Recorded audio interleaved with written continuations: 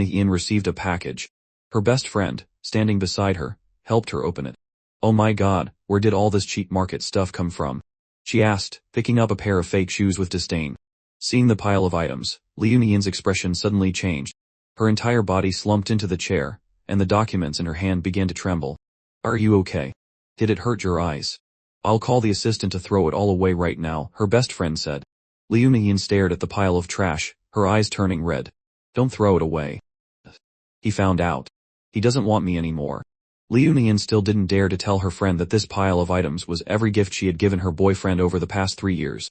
The most expensive item was probably the bottle of men's cologne, which was a free gift she received when buying luxury goods for her young master.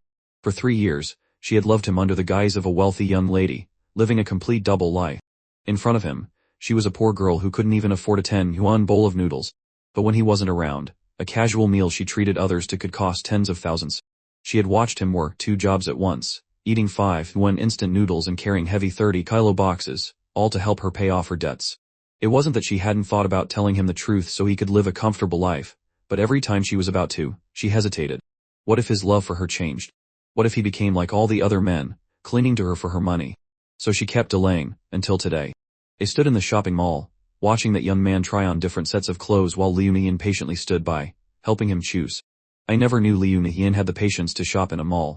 She never bought anything there before, only ever looking in from the outside. "I know this mall is very expensive, but sometimes I just want to go in and look, not to buy anything. But I'm too timid, afraid people will see how little money I have."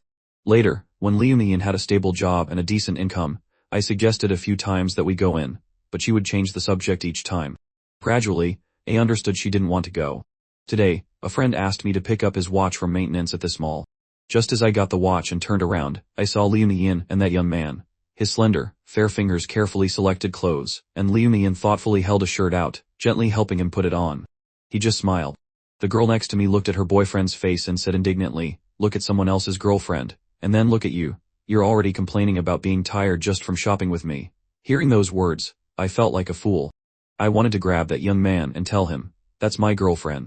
All I could do was stand stiffly, watching Ian from a distance, trying to find any hint of a misunderstanding in her expression.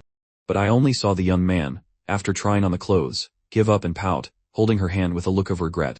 Then, Ian swiped her card without a second thought, and the pampered prince got a whole pile of clothes. That whole pile must be nearly 100,000 yuan. 100,000. Fine. We had been together for 3 years, and the most expensive thing she ever bought me was only 100 yuan. Recently, my part-time job had paid me, but my card ran out of money. I had gone hungry for 2 days. When she found out, she only transferred 100 yuan to me. Yet, she so easily swiped her card for 100,000 yuan for someone else, for things she used to call flashy and useless. My eyes itched from watching. Not wanting to see the prince and princess anymore, I turned and left the mall, heading to the market 2 streets away to buy vegetables. At 7:30 p.m., the sound of a key turning in the lock echoed from outside. Ian opened the door, turned on the light, and changed her slippers. She took 2 steps before noticing me lying on the sofa. "Why didn't you make a sound?" I gathered my thoughts and asked, "Why are you back so late?" "I've been waiting for you for a long time." Ian's hand, holding her things, paused. She then explained nonchalantly, "The flight was delayed." Her flights being delayed was a common occurrence. I now suspected that in the past, it wasn't a delayed flight but her being with someone else. "I already ate on the plane," she said in a coddling tone, then, fearing I would be unhappy, added, "But I want to drink the soup you made." I smelled it the moment I walked in. It must be delicious. Before, I would have immediately gone to serve her the soup, preparing it meticulously before bringing it out with a smile, waiting for her to taste and comment. This time, I didn't move. I opened her suitcase to take out her dirty clothes. Without even looking up, I said, "The soup is in the kitchen. Get a bowl yourself. Just add some salt." Seeing me busy with her laundry, she had to get up and get the soup herself. She knew she couldn't be perfunctory today. Normally, she liked a lot of cilantro and green onions in her soup, which I would finely chop and place in a small bowl. But today, all the vegetables were still in their bag, untouched. The cilantro was still bunched together. "The chicken soup you make is just right, rich but not grazy." A pity it was cold now. Thin, round droplets of fat floated on the surface, reflecting the light. She no longer felt hungry. She had eaten a lot today, and now the sight of the soup only made her feel nauseous. She turned, poured herself a glass of water, and went to the bedroom to find me. But on the coffee table, I saw a shopping bag. The bag was all black, with only the white brand logo standing out. It was a luxury watch brand, the cheapest one had to be over 10,000 yuan. Liu Nian's heart pounded as she picked up the bag and opened it. Inside the black velvet box lay an exquisitely crafted watch, the small diamonds on it reflecting a dazzling light. I walked out of the bedroom, still holding her dirty clothes. When I saw her holding Lanham's watch box, I instinctively wanted to explain, but the mocking smile of that young man flashed in my mind. Do you think it's beautiful? I think this watch is really cool. Liu Nian frowned, her gaze on me turning cold. She didn't even ask who gave me the watch. Her reproachful look alone told me I wasn't worthy of wearing such expensive things. I placed the dirty clothes on the sofa, suddenly feeling that everything was pointless. I took the watch back from her and put it in the box. Ah, this watch belongs to my roommate. I was just picking it up for him. Perhaps I was truly not suited for lying. Liu Nian, knowing she had misunderstood, followed me out. I wasn't suspecting you. I just got back and I'm very tired. Don't be angry, okay? I didn't respond to her conciliatory tone as she took my hand and led me back inside. This time, she didn't even bother to change her shoes, just smiling faintly as if completely unconcerned by her fatigue from returning. Tired from spending all day at the mall with the person you love. Seeing that I wasn't angry, Liu Nian felt relieved and pulled me into the bedroom. I brought you a gift from Paris. I'm sure you'll like it. I obediently followed. Earlier, while unpacking, I had seen a luxury brand box in her suitcase. Inside was an exquisite tie, a deep and noble sapphire blue. Its material was smooth and lustrous. I opened it to look but didn't touch it, then put it back because I wasn't sure if it was for me. What if it was something her lover had forgotten to take? But now I was sure that tie wasn't for me. Something bought in France had to have some value. It seemed my treatment had improved, all thanks to her secret love. Liu Nian took a small, inconspicuous black box from her suitcase and handed it to me with a smile. Happy birthday, my dear boyfriend. The small box was very delicate. My heart, already shattered today, held the box steadily. It sat in the suitcase without being hidden, openly flaunting its value to me. I forced a smile, a bitter taste in my heart. Thank you. Inside this box was probably a bottle.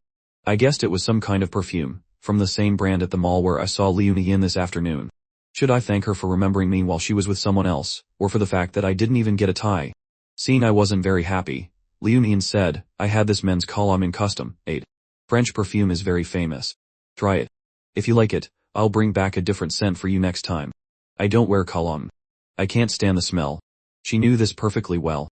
Yet now she was giving me a bottle, and a free one given by the store staff at that. After receiving the cologne, I didn't want to linger with Liu Nian any longer and insisted on going back to the university. I wasn't planning on staying the night. Liu Nian offered to drive me, but I used the excuse that she was tired from her business trip and told her to rest well for work tomorrow. Luckily, I caught the last bus. By the time I got back to the dorm, it was past 10 p.m. We lived in a private dormitory, and my roommates were still awake. Newton intruding smiled suggestively. Why are you back? I thought you weren't coming back tonight. It's already 11. Where else would I be? Lanam, here's your watch. Check if there are any issues. I handed the bag to Lanam. He opened it, glanced at it, and casually tossed it onto his desk. Hey, Hunims, what did your girlfriend bring back for you from France? Don't hide it, let us see. Here. I placed the paper box on the table and turned to go to the balcony to collect my laundry. Then Triodin, the most impatient of them all, opened the box. Inside was an exquisite glass bottle emitting a light fragrance. Men's cologne. She brought you men's cologne. Don't you not wear cologne? Chu Ding didn't understand. Coming back from the fashion capital, and she only brings a bottle of perfume. Yeah, she said she brought it from France. Chu Ding and Lanham exchanged a look. Lanham picked up the perfume bottle, opened the packaging, and sprayed it once into the air. The scent wasn't strong, but it wasn't the type a guy like me would use. Lanham calmly put the bottle down, picked up the paper box, and turned it over. At the bottom, there was a small sticky residue, showing signs that a label had been removed. Lanham frowned and threw the box back on the table, saying irritably, You're the type of poor guy who can't handle nice things. Just keep this to look at and admire. Don't spray it outside and let people laugh at you. A poor guy working part-time wearing cologne. Then Traden couldn't stand it. Why do you talk like that? His girlfriend bought it for him. What's so embarrassing about using it? Shu Ding nodded in agreement. I think Lanham is right, I said. If you're not worthy of good things, don't try to force your way in, lest people see through you and think you're a hanger-on. Lanham rarely showed such contempt, letting out a soft humph. I paid no mind to his taunts. After putting away my clothes, I sat down with them and carefully repackaged the perfume bottle, sealing it with tape. It was true, wearing a shirt that cost 12 yuan, I really wasn't worthy of such a fine perfume.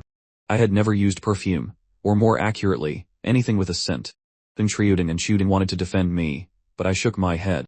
It wasn't the first time Lanham had called me unworthy, but today, I felt he was right. I opened my eyes and looked at WhaCat on my phone. Not a single message. Leunian didn't even ask if I had gotten back to the dorm safely.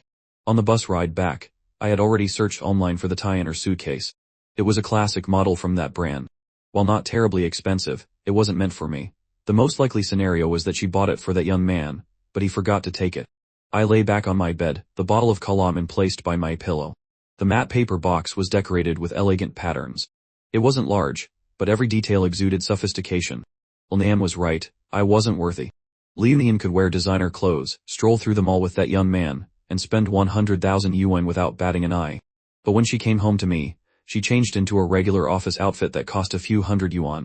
Everything pointed to her conclusion. I was only worthy of seeing her in a work uniform, only worthy of the noisy market where we'd haggle over 2 yuan. I was completely unworthy of a tie that cost less than 1,000 yuan. So how much was this men's cologne worth? I didn't know.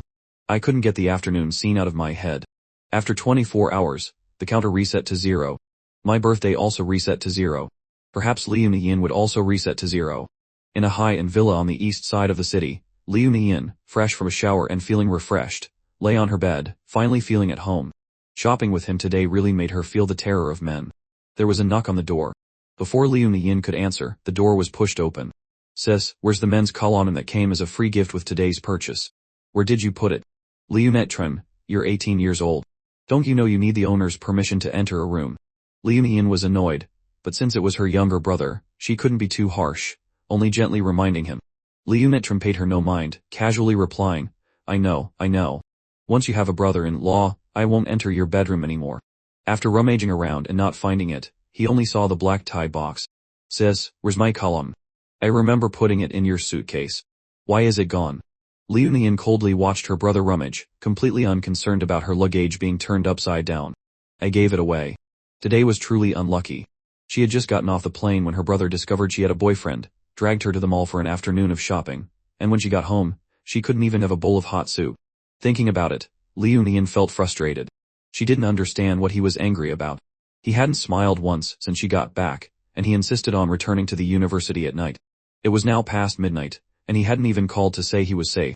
Was it because he misunderstood about the watch?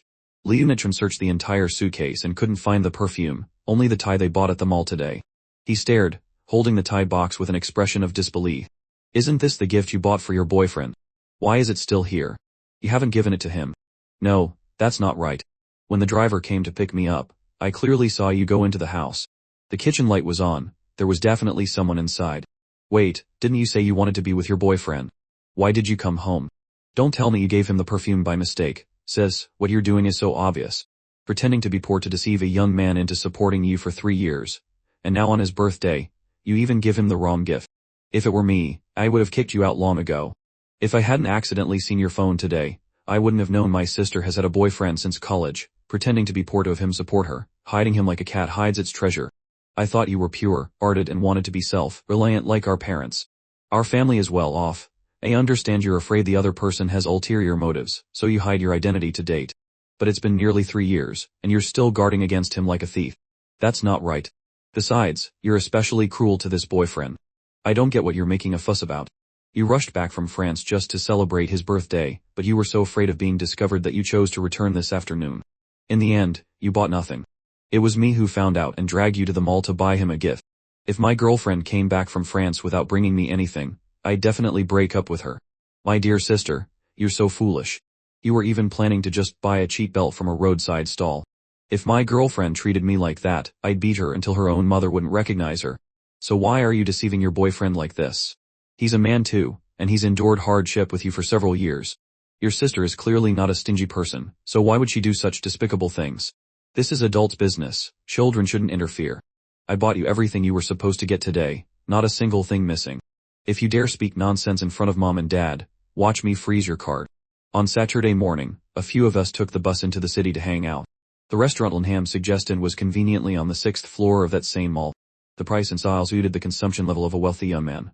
Bang Truden and the others went to look at sneakers at a specialty counter, while I took the opportunity to go to the army counter, the same one Leunian had taken that young man to yesterday.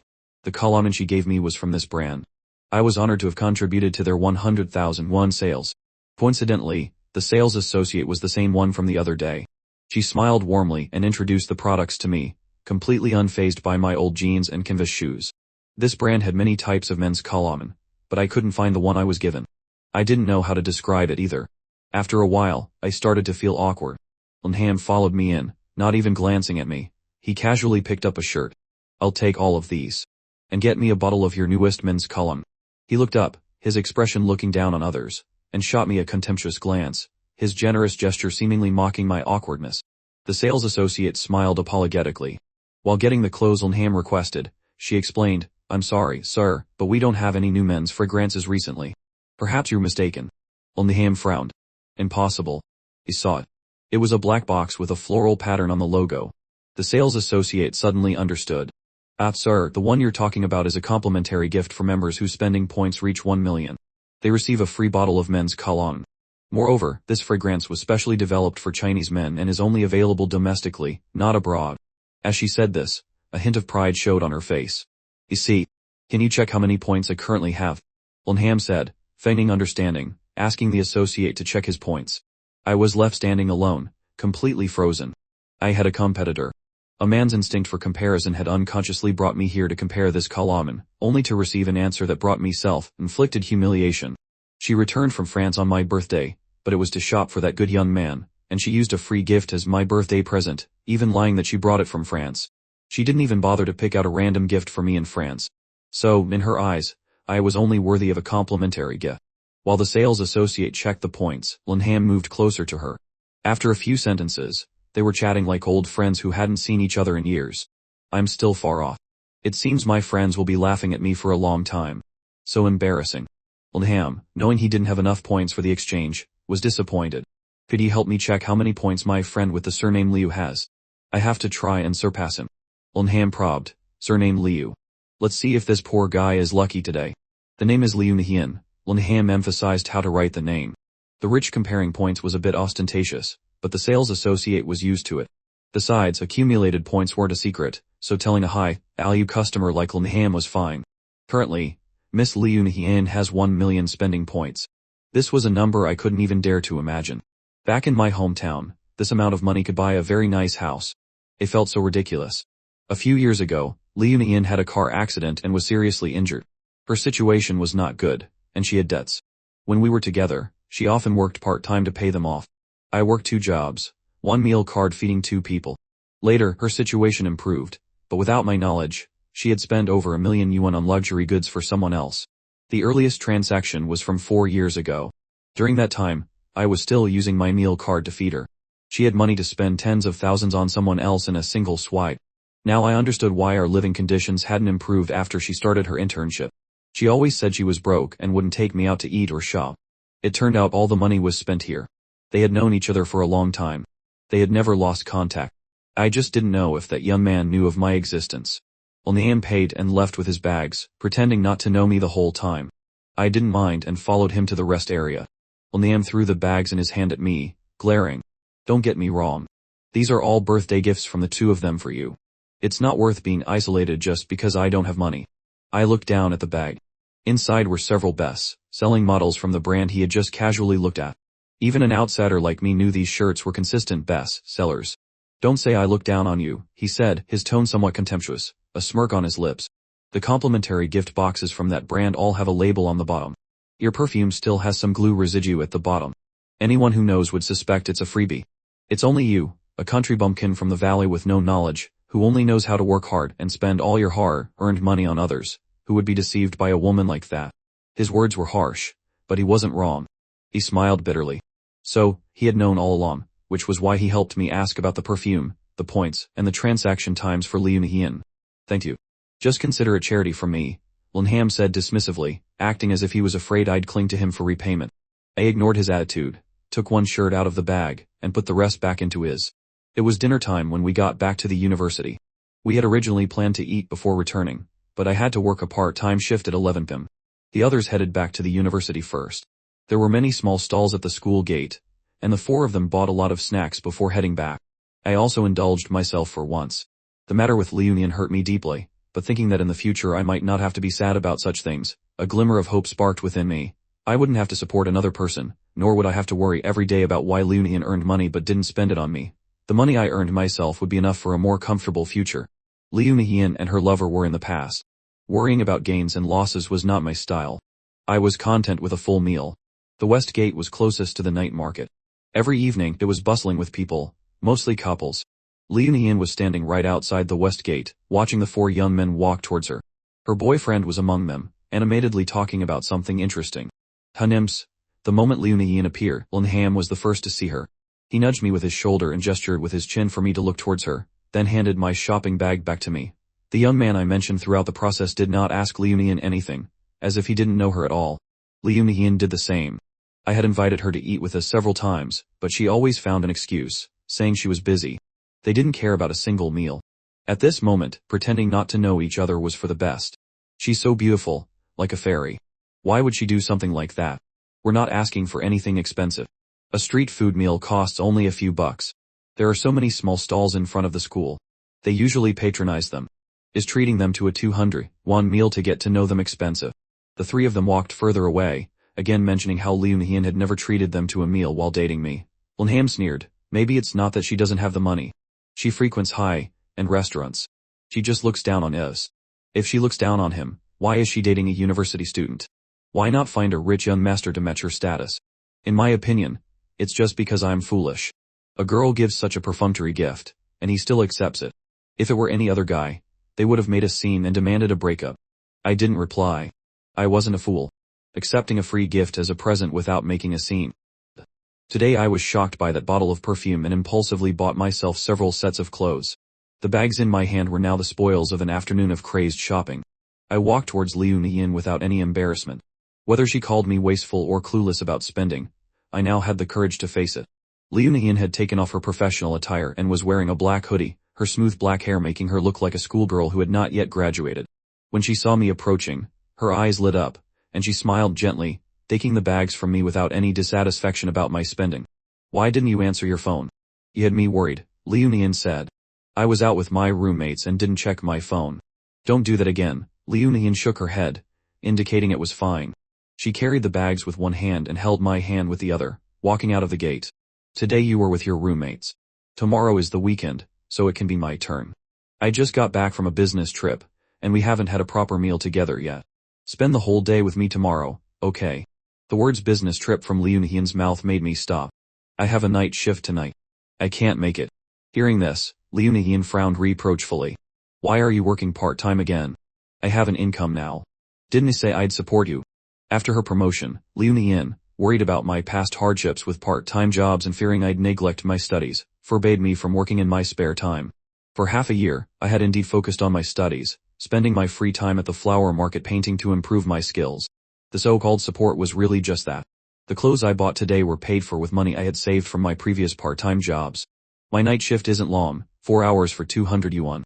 That's an income of 6,000 yuan a month. I think the pay is pretty good. I mentally calculated the gap between 6,000 and 100,000. Even with an income of 6,000, I wouldn't dare to buy items from that brand, not even the cheapest ones. Is the living allowance I give you not enough?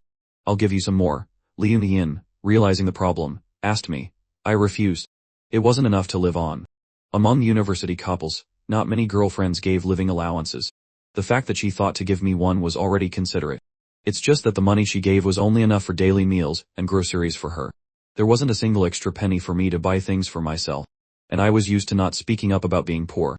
Liu Nian thought the money she gave was enough for me. Not enough for a poor student, but not enough for a fine arts student. Our paints, canvases, everything costs money. So, after being supported for a while, my savings were nearly depleted.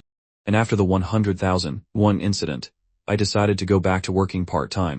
Today, I called the 24-hour convenience store where I used to work. They happened to be short a night shift cashier.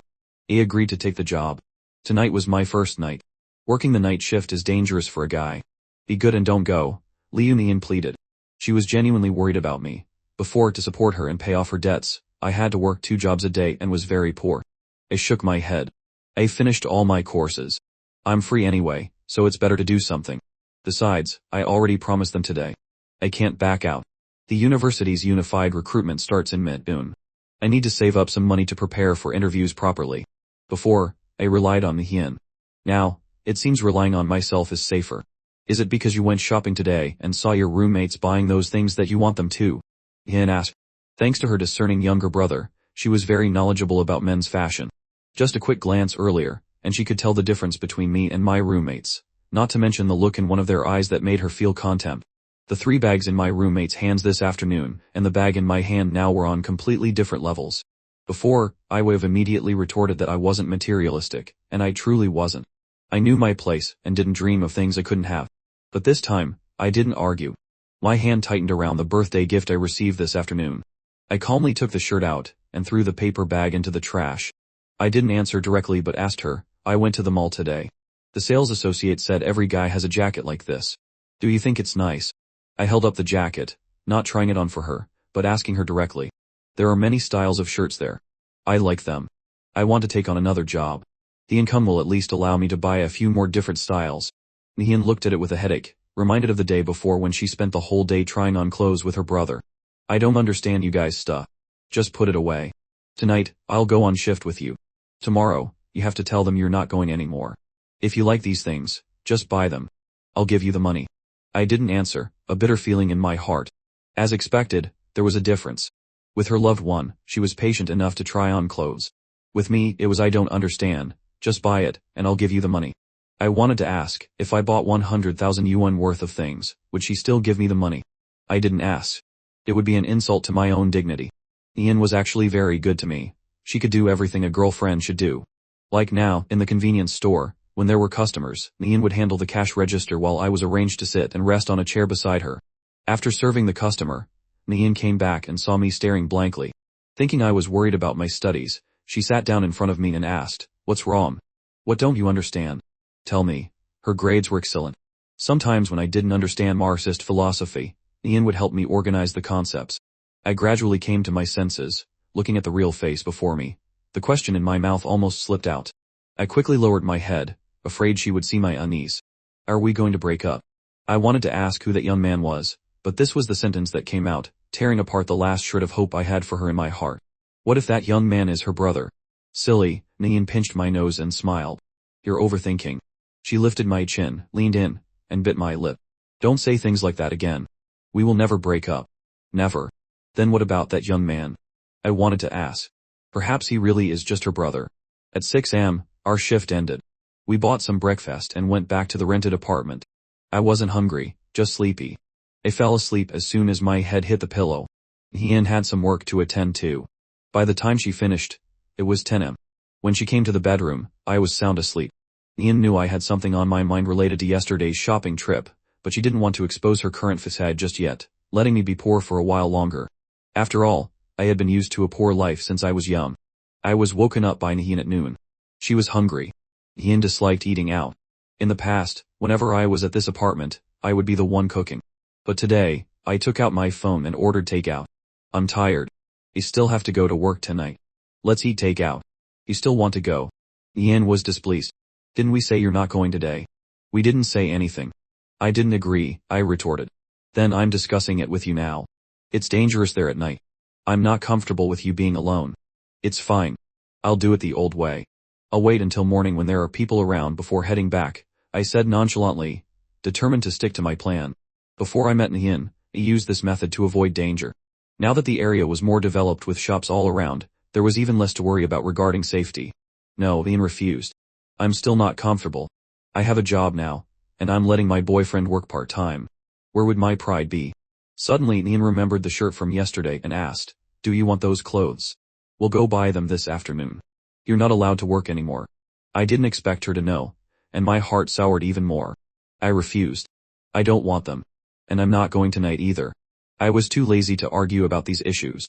The more we discussed, the more I would know. Ian clearly understood these things but pretended not to in front of me. Seeing my compliance, Ian was satisfied. She knew that as long as I agreed, I wouldn't go to work anymore.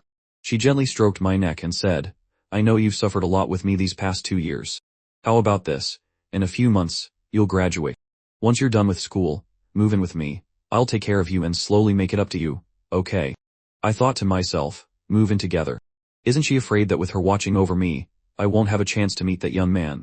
Next Friday, I'll pick you up. On Saturday, we'll go look at cars. From now on, whenever I'm free, I'll go take pictures with you. She hadn't originally planned to tell me these plans. But I was very different today, and she was worried, so she laid everything out to stabilize the situation first. Buy a car. I suddenly felt I was tormenting myself. Giving it to me would be fine, but what was the fun in giving it to the other person? Anyway, that was her decision, and it had nothing to do with me. Maybe the car purchase was a decision made with the other person. After lunch, I called the convenience store owner and apologized. The owner didn't say much and just agreed. I went back to the bedroom to sleep. When I woke up, it was past 10 p.m. There was no trace of anyone having lain next to me. We often slept in the same bed, but our intimacy was limited to hugging and kissing. We had never done anything more. A few times, after Nayin graduated, she would come back drunk from work gatherings and seek release with me, but nothing substantial ever happened. She wasn't proactive, and I wasn't eager, limiting ourselves to just touching hands. I got up and left the bedroom. It was dark outside, with only the study light on. I went back to the bedroom, packed my things, knocked on the door, and told Nayin I had to leave. There was no answer for a long time. I pushed the door open. The study was empty. The small room had a wall of bookshelves filled with her books, mostly from her university major. On the old adjacent desk, Nayin's laptop was still on, the screen not yet in screensaver mode, indicating she had just been using it. The screen displayed a car introduction. The style was very formal and mature, and the chosen color was a deep black. I didn't know anything about cars, only that the logo on the car had two people embracing. Below, the price was 8 million. Facing this number, I felt nothing. I knew nothing about cars, and I didn't have 8 million. My eyes were drawn to a photo frame next to the laptop. In the natural wood frame was not a picture of me and Nayin, but another man. The photo was old and yellowed. The man in the picture wore a black suit, his hair neatly combed, his eyes exuding a gentle and firm gaze, like a handsome prince. He wore no excess jewelry, only a gold watch on his wrist. That watch looked familiar. I didn't think much of it, put the frame down, and stood up to leave. Nayin wasn't here, and it wasn't appropriate for me to be snooping around her study. I left a note for Nayin, and went to the door. The sensor light in the old building cast a dim yellow glow. I silently waited for the elevator. In the quiet hallway, I faintly heard Nayin's voice coming from the stairwell. I couldn't help but move closer. Her voice became clearer. I've chosen a car for you. We can pick it up next week.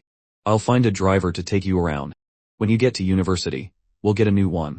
My little darling, don't be angry with me anymore, okay?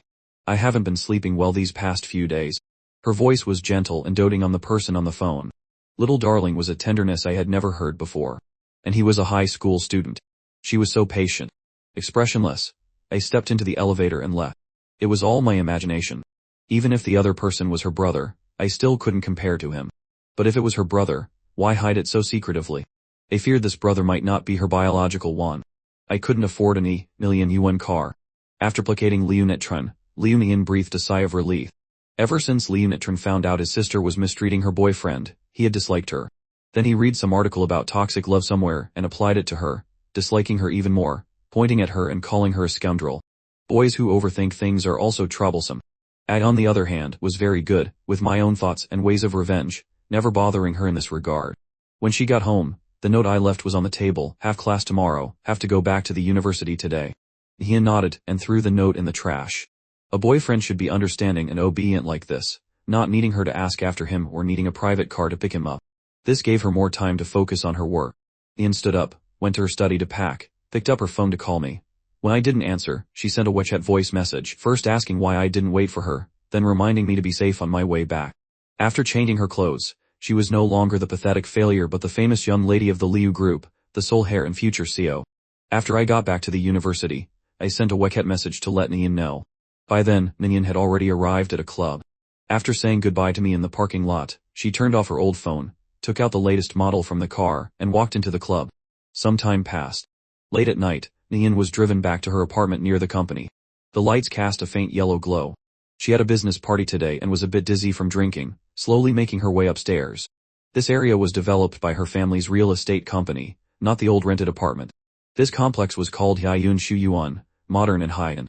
When it was completed, she had kept a few units for herself, including several luxury cars in the underground parking lot, which were for her regular use. She usually didn't go to the old apartment on weekends unless I called her. Otherwise, she stayed here. Entering her bedroom, she had no energy to wash up, lying down on the bed to rest. She suddenly craved a sip of soup made by the housemaid.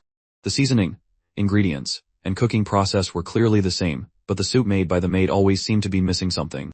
In her daze, the image of me carrying my shopping bags appeared before her eyes.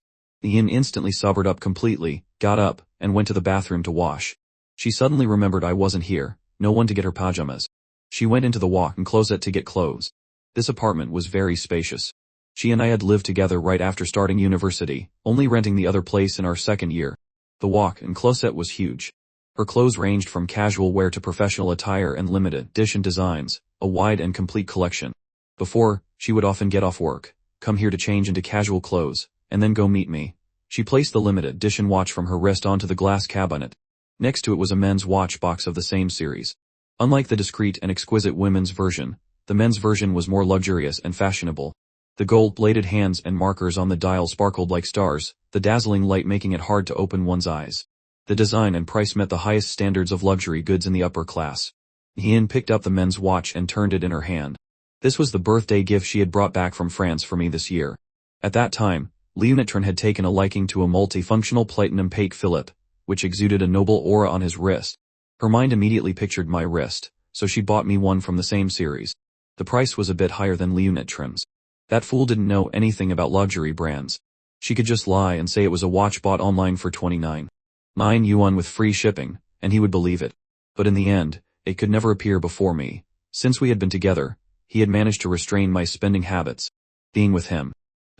She remembered Leonitron's expression earlier, criticizing her for being stingy. Ian smirked, closed the box, and walked to the hidden safe in the closet. She opened it. Inside were many men's accessories, each one expensive. Ian casually tossed the watch inside and locked it. She stood up and went to the study. On the desk there was also an old photo, identical to the one in the old apartment, only this was the original. Ian's hand touched the gold watch on the wrist of the man in the photo. The style was old-fashioned. The man in the photo was her maternal grandfather. When she was young, her parents were busy with their careers, and she lived with her grandfather.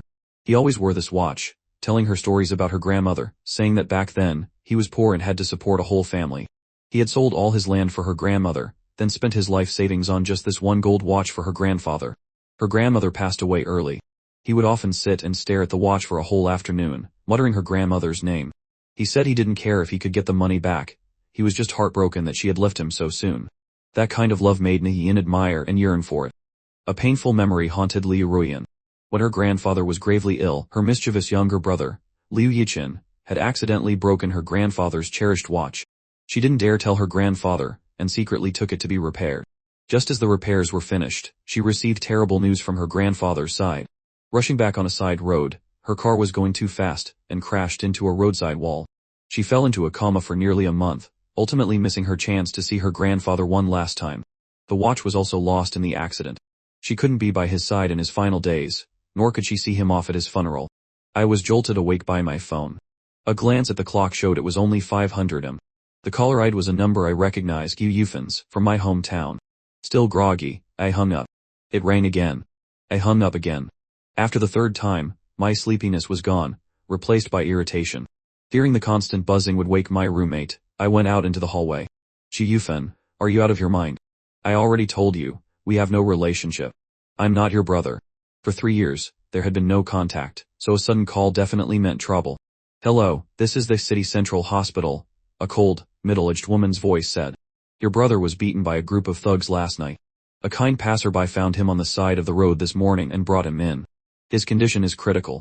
Please come immediately. The woman's clinical report of Chu Yufen's dire situation sent a jolt of alarm through me. I hurriedly threw on some clothes and rushed out. It was too early for anything but the long-distance bus. After a grueling 4-hour ride, I arrived at the hospital. Chu Yufen was beaten badly, his face swollen beyond recognition. He was in a regular ward with an IV in his arm, still unconscious. Are you his guardian? A nurse asked, noticing me. Her tone was accusatory. What kind of brother are you? Your younger brother doesn't come home all night, and you don't even look for him. We called you, and you didn't even answer your phone. It was clearly her who had called me that morning. I'm sorry, I said, offering the excuse that I was busy. What could be more important than your brother? She snapped. He was barely breathing when he was brought in. Go find the doctor and ask about his treatment plan. After venting her frustration, she urged me to see the physician in charge. The doctor, a middle-aged man, held up Xu Yufen's race. 3 broken ribs, a fractured left arm, and a fractured right leg. We can't rule out internal injuries. Go pay the hospital fees and complete his admission paperwork. I'll arrange for a more detailed examination. After I paid the fees, Xu Yufan woke up. I comforted him, then went to cook him a meal. It wasn't until dawn that Liu Ruian finally fell asleep. When she woke up, it was already afternoon. She had an appointment to pick me up today. She quickly got dressed and went out, planning to buy a car that suited her current status and would make her commute easier. She was tired of squeezing onto buses and didn't want to deal with the subway in front of me. She had already chosen a model, over 100,000, not too expensive, and suitable for both men and women. The plan was to take me to see it tomorrow. I had a driver's license but had never driven. She had said that in a few years, when I wanted to drive myself, she would buy me a better one. Arriving at the school gate, Liu Ruian called me. "Ani, I'm at the gate. Get ready to come out." On the other end of the line, I was skimming foam from a pot of bone broth. I had just remembered our appointment to see the car tomorrow. I was about to tell her about Xu Yufan but remembered how much she disliked him. I could only make an excuse. I might have to tutor tomorrow, so I can't go see the car. Liu Ruian was displeased. "You're tutoring again. Didn't you say you wouldn't do it anymore?" Struggling for a believable lie, I said it was for Joanne, but he had something come up this week, so he asked me to cover for him for one session. Hearing I was busy, Liu Ruian relented. She could always ask her brother, Liu Yichin, to go with her to choose the color tomorrow. Perhaps surprising me with it later would have a better effect. "Alright then, I am heading home. We can go see the car when you're free." She was used to me always working part-time jobs and rarely interfered with my schedule.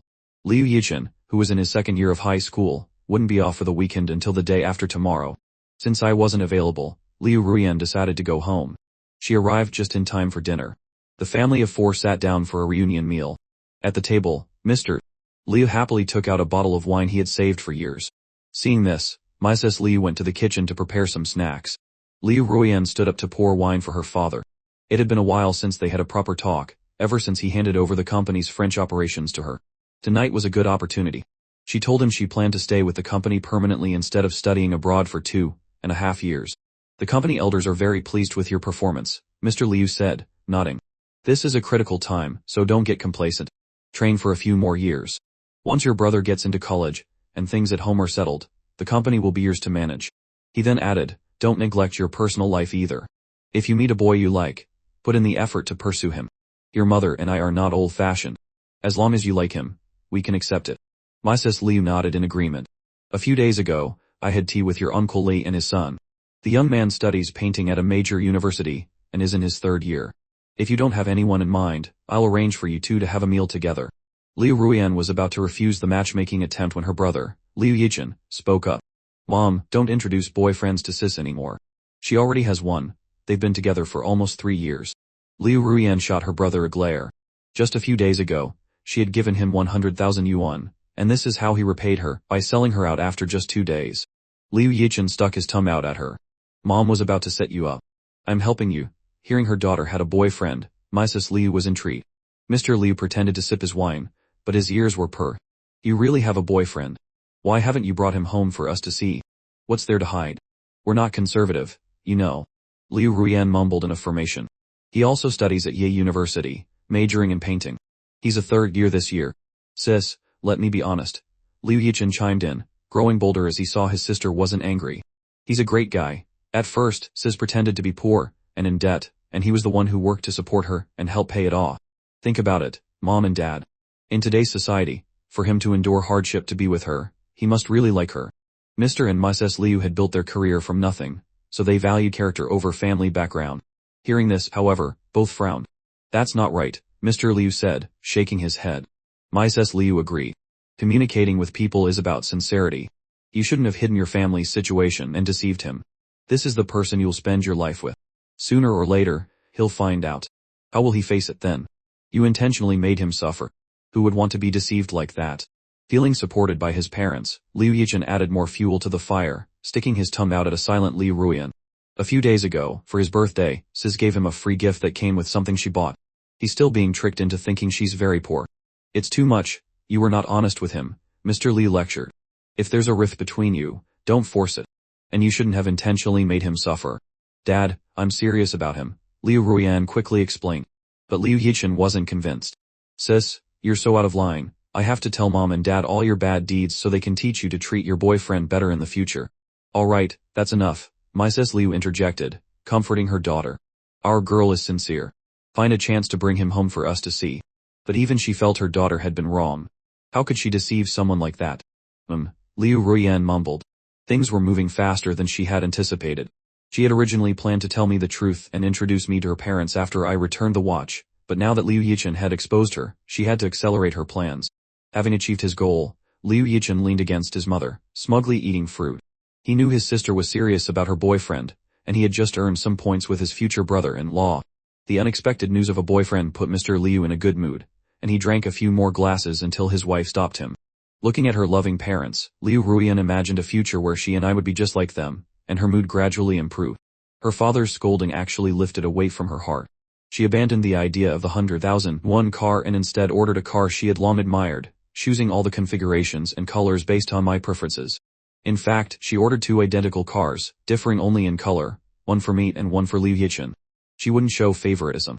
Now, she just needed to find the right opportunity to confess everything to me, and give me the car as a belated birthday gift. I was soft-hearted. As long as she was honest and apologized sincerely, promising to treat me better, I would eventually forgive her. The more she thought about it, the more endearing it seemed. Once this was over, she would take me traveling, doing all the things normal couples do to make up for the hardships they had endured. When I graduated, she would propose. They would get engaged first, and in a couple of years, they would have a family of 3. She would be responsible for earning money to support me, and she would undoubtedly nurture me into a world-famous artist. On her way back from ordering the cars, Liu Ruyan remembered a cat-shaped keychain Liu Yichen had bought. He had told her to give one to me, but she had tossed it in a closet and forgotten. She decided it would be perfect for my new car keys. She drove her Porsche back to the old rented apartment. Rummaging through the closet, she found the keychain at the bottom of a small pile of my clothes. As she picked it up, she noticed a black velvet bag with a red silk drawstring tucked away in the corner. It was embroidered with a classic design of mandarin ducks playing in the water. Looking closer, she saw one of the ducks had a broken tail. This was the bag that held her grandfather's watch, embroidered by her grandmother herself. Her hand trembled as a sense of dread washed over her. The bag felt empty, but she still opened it. Inside, there was only a pawn ticket. I had sold the token of love her grandmother gave her grandfather, the only memento he had left her. I finally understood the whole story behind Xu Yufen's situation. It was about the house back home. After his parents passed away, Xu Yufen had lived there alone. His uncle, aware the house was in Xu Yufen's name, began pressuring him to transfer the ownership, especially after his own son needed a place for school. Knowing Xu Yufen was still a minor and I was his legal guardian, the uncle waited until Xu Yufen turned 18. When Xu Yufen still refused, the uncle hired some thugs to intimidate him, but they went too far. The root of the issue was a 200,000 yuan debt Xu Yufen's mother owed the uncle. Now, with both sides injured, the uncle was threatening to press charges, which would prevent Xu Yufen from taking his college entrance exams in a month. I didn't have 200,000 yuan. After the police left, I sat alone in the interrogation room. The numbers 200,000 and the need for a guarantor swirled in my head. Technically, I didn't have to pay. Xu Yufen was 18 and could make his own decisions. His future was not my responsibility. But first, I had to get out of here. In that moment, I wondered if I could rely on Liu Ruyan. I called her. She hung up. I called again. She hung up again. After several attempts, it was clear she was annoyed. Normally, I would have stopped after the first unanswered call, not wanting to disturb her. But today, I was desperate. What is it? Her voice came through, strained over the loud music in the background. She was clearly irritated. The interrogation room was too quiet. I came home on Friday, I began, planning to tell her everything. So you and your brother are reunited. Why are you calling me now? She already knew I was back in my hometown. Her tone was nauseatingly dismissive. It felt like she was guarding against me, as if I had no right to ask her for money. An image flashed in my mind, her with that prince-like young man, casually swiping her card for 100,000 yuan for him. Maybe this was the pride of the poor. Summoning my last shred of courage, I asked, I'm in a bit of trouble. Can you lend me some money? For the sake of the 2 years we spent eating instant noodles together. I can pay you back slowly. How much do you need? She sighed, her voice dripping with sarcasm. 100,000 yuan, I said, closing my eyes. Ha ha, she laughed on the other end. Xunianshu, you might as well go beg. Then she hung up. The finality of the dial tone was humiliating, but I didn't feel wronged. It was a lesson I should have learned long ago. In my life, dedication rarely received a response. I couldn't even cry. It was already 1 a.m. I would have to wait until morning to sort this out myself. Blood dripped down my face, and I wiped it away with my hand, staining it red. Footsteps approached. Officer Chen entered. Xunianshu, you can go. I nodded silently and followed him out. In the cold lobby stood a young man on one leg, his arm in a cast, leaning on crutches. It was Chu Yufan. When he saw me, a grin spread across his swollen face. "Brother, I came to get you." It was past 1 am, and all the clinics were closed. Luckily, my injuries were superficial. I cleaned the blood off my face with some water and tissue paper, then helped Xu Yufan home. That night, Liu Ruiyan was out drinking with her best friend, Shen Yuyu. "He sold the watch," Liu Ruiyan said, downing a bitter mouthful of alcohol. She couldn't forget the feeling of seeing that pawn take it. "So he sold it. It's just an old watch. Is it more important than a person?" Shen Yuyu said, scrolling through her phone, thinking her friend was overreacting. "Weren't you already suspicious that he sold it? Why are you making such a big deal now?" Liu Ruiyan's mood had been erratic for days. "He just called me to borrow money for his brother," she said quietly. Xu Yufan's mother owed his uncle 200,000 yuan. The uncle started demanding it last year, and now he had Xu Yufan beaten up.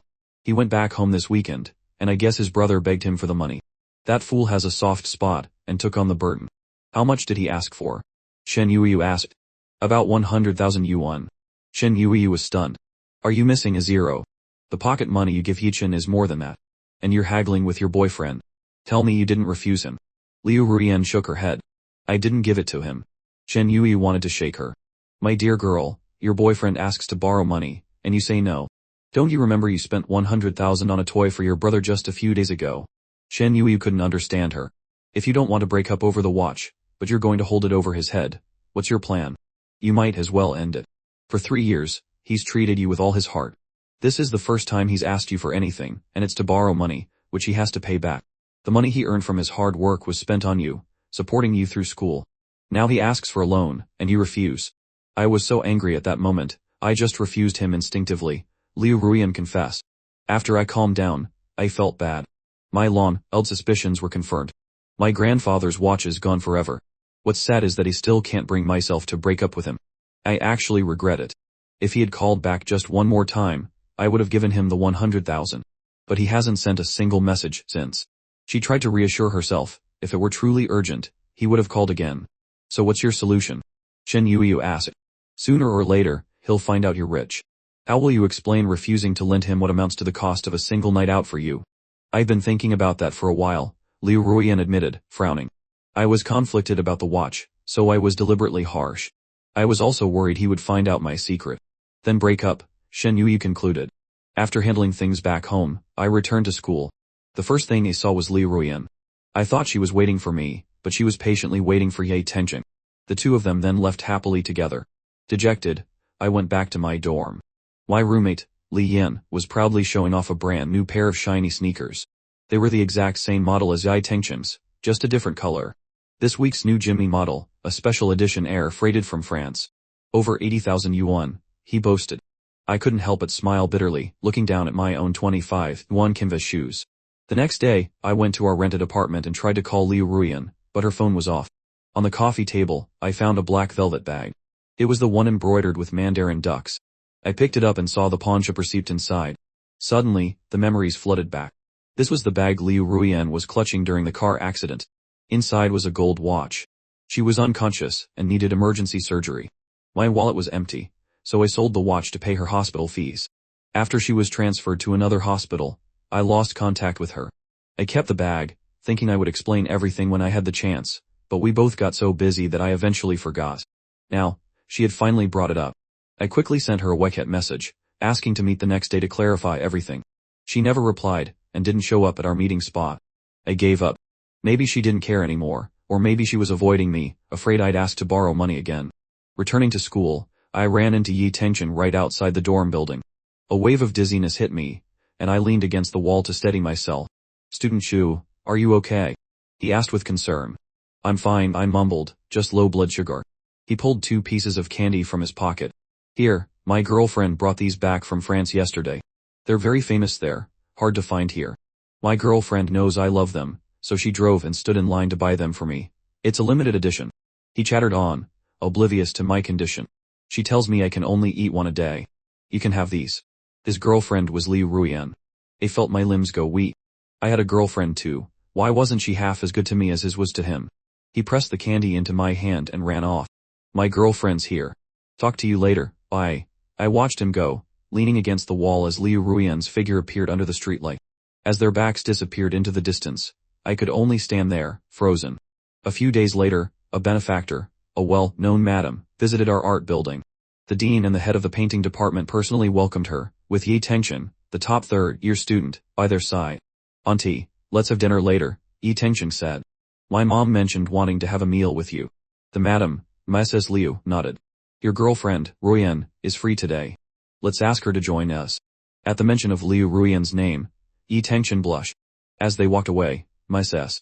Liu told the dean, "I came today because my husband heard about a particularly talented third-year painting student who comes from a difficult family background. He asked me to meet him." "That must be Xu Nianshu," the department head said. "He's ranked first every year. A real talent.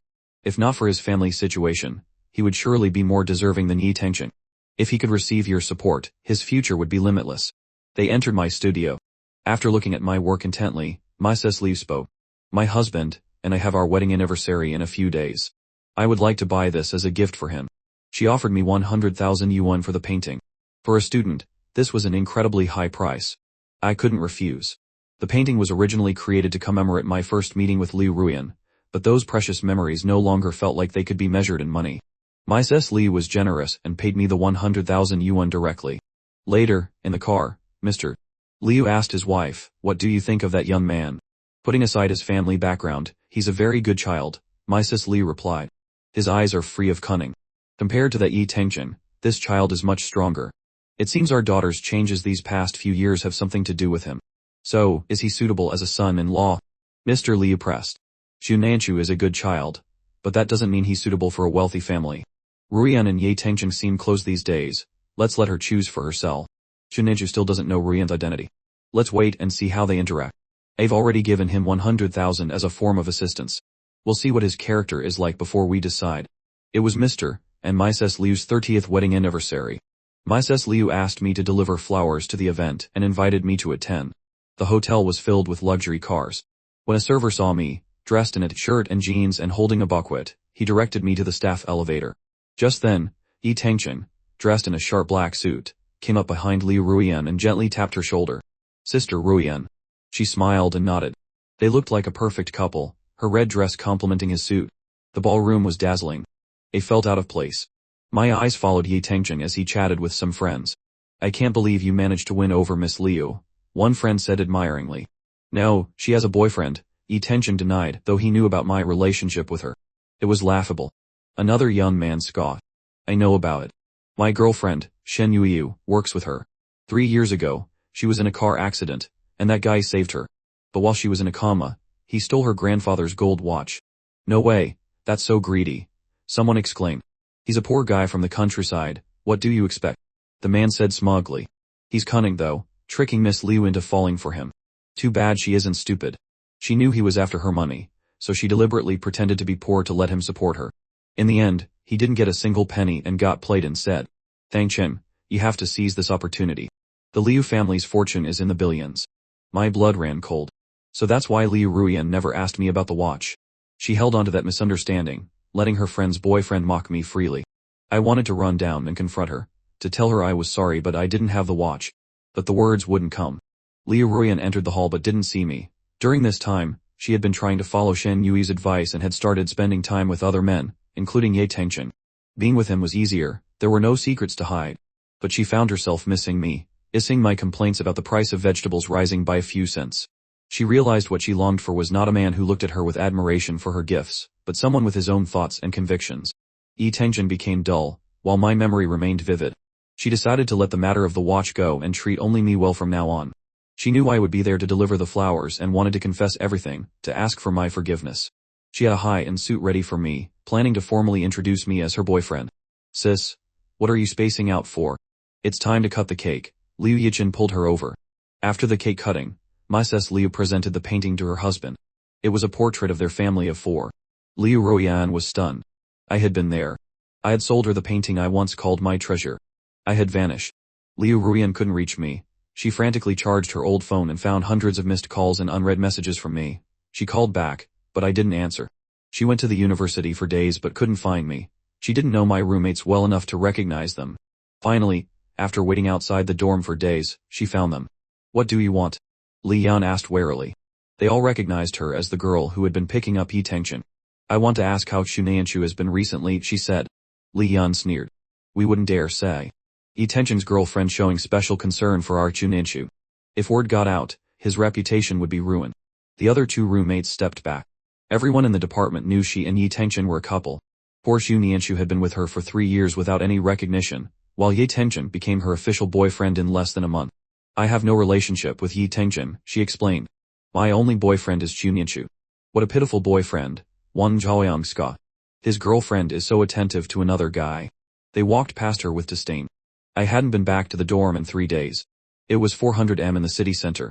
I finished moving the last crate of wine, wiped down the bar, and prepared to end my shift. I had taken a month's leave from school. During the day, I worked at an art studio, and at night, I worked at the bar. With this, I could earn nearly 20,000 a month. I had to pay Liu Ruian back for the watch. I wouldn't carry that false accusation. I would also return the 100,000 Mises Liu paid for the painting. At 530 m, the dorms were still locked. He stayed in a single room near the studio. After today, I would finally get a good night's sleep in my own bed. My alarm went off at 7:30. I grabbed 3 buns for breakfast and headed to the flower market for my tutoring job. Liu Ruian couldn't find me anywhere. My roommates wouldn't tell her anything. She went to my department head and learned I had taken a month off to care for my brother back home. She got my home address and drove there herself. Tonight, the bar was especially crowded. I ran back and forth between the kitchen and the bar all night. On the second floor, Liu Ruian leaned against the glass railing, watching the crowd below. See anyone you like? Her friend, Song Saya, teased. She had invited Tension and his friends, thinking Liu Ruian and I had broken up.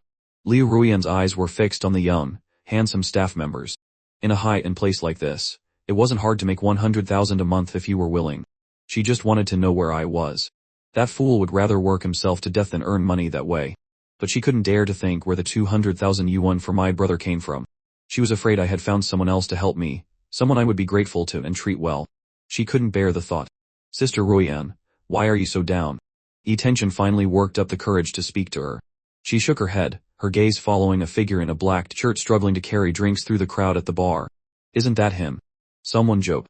If Ruian treats her boyfriend like this, he'll be sleeping on the couch for sure.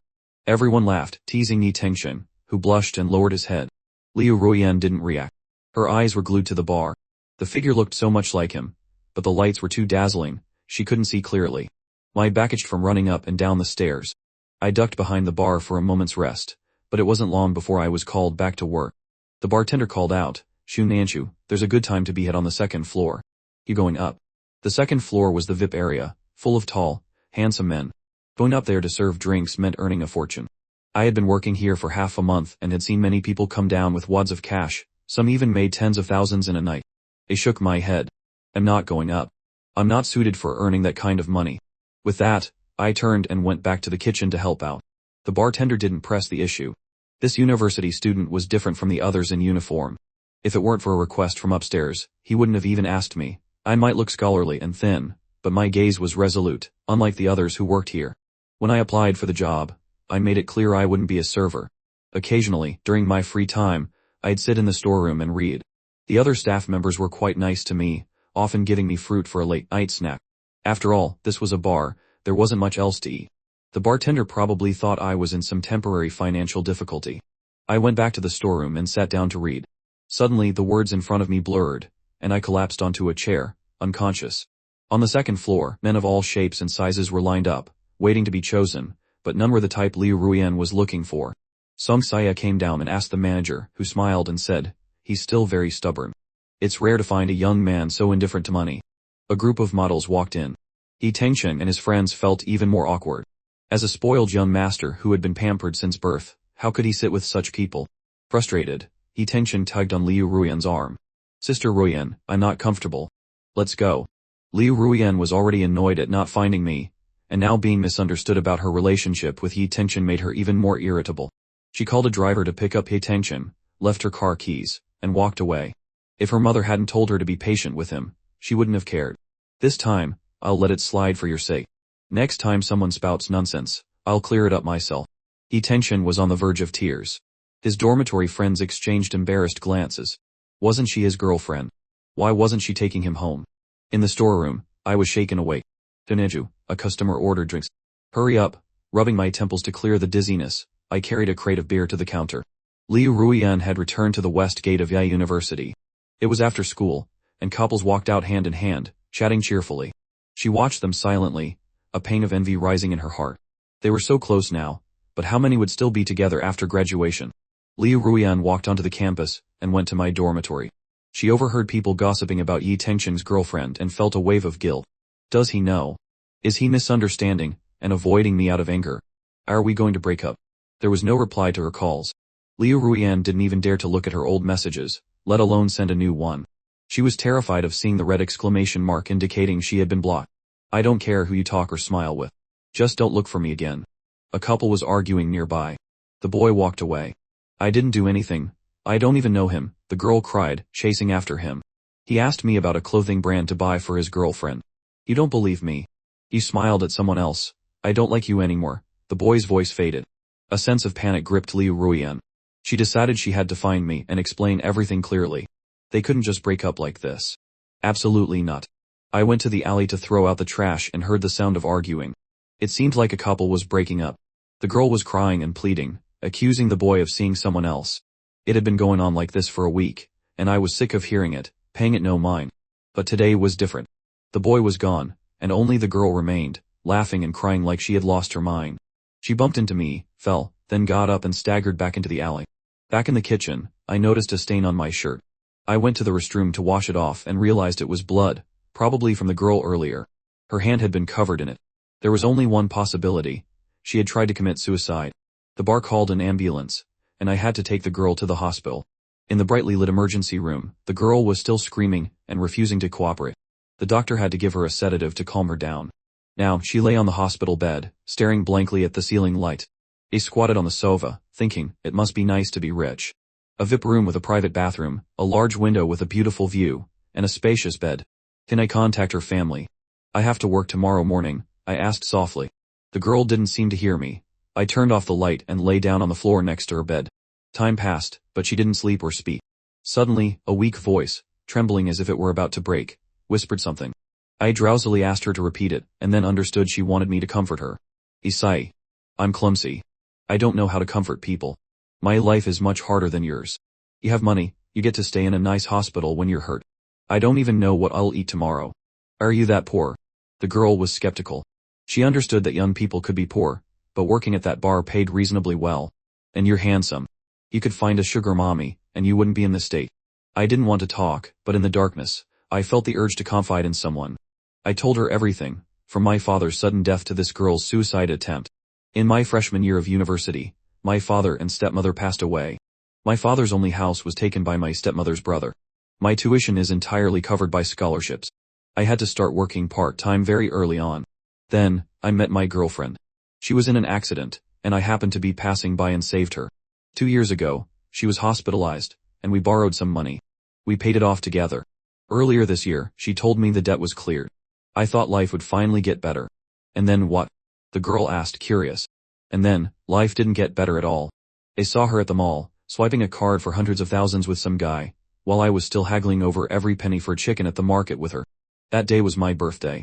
The gift she gave me was something that guy had bought along with his purchases. My family was in trouble. I was detained at the police station for not having enough money. I asked her for help. She told me to go beg. Only then did I find out she was rich, driving a luxury car and dating a classmate, the same one who was always competing with me for the scholarship. Liu Ruian knows Yi Tengchen. I've mentioned him many times. Yi Tengchen doesn't need a scholarship. The money for one of his new pairs of shoes could make me lose my scholarship. The best case scenario is what's happening now. I work part-time. But if this continues, my studies will be affected, making it even harder to keep the scholarship. It's a vicious cycle. That's why I only do manual labor, so I can study while I work. You don't seem very sad, the girl observed.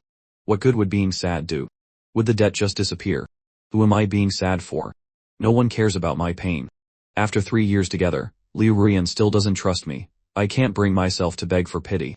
Debt has cured me of despair. I don't need human affection anymore. I just hope to pay off the debt soon and start a new life. Why don't you break up with her? Why keep her around? The girl asked angrily. I shook my head, momentarily forgetting I had turned off the light. Because she was the only one by my side when I was all alone. I want to wait a little longer. I still hope that what everyone says is a lie. I want to hear it from her own mouth. Is it really because of my watch? The girl suddenly understood. For the past few days, she had been clinging to someone herself. What right did she have to judge others? You should let go. You're such a good person. There will be better girls waiting for you. I don't blame her. I did it willingly. I'm not after her affection either. As long as my conscience is clear, that's enough.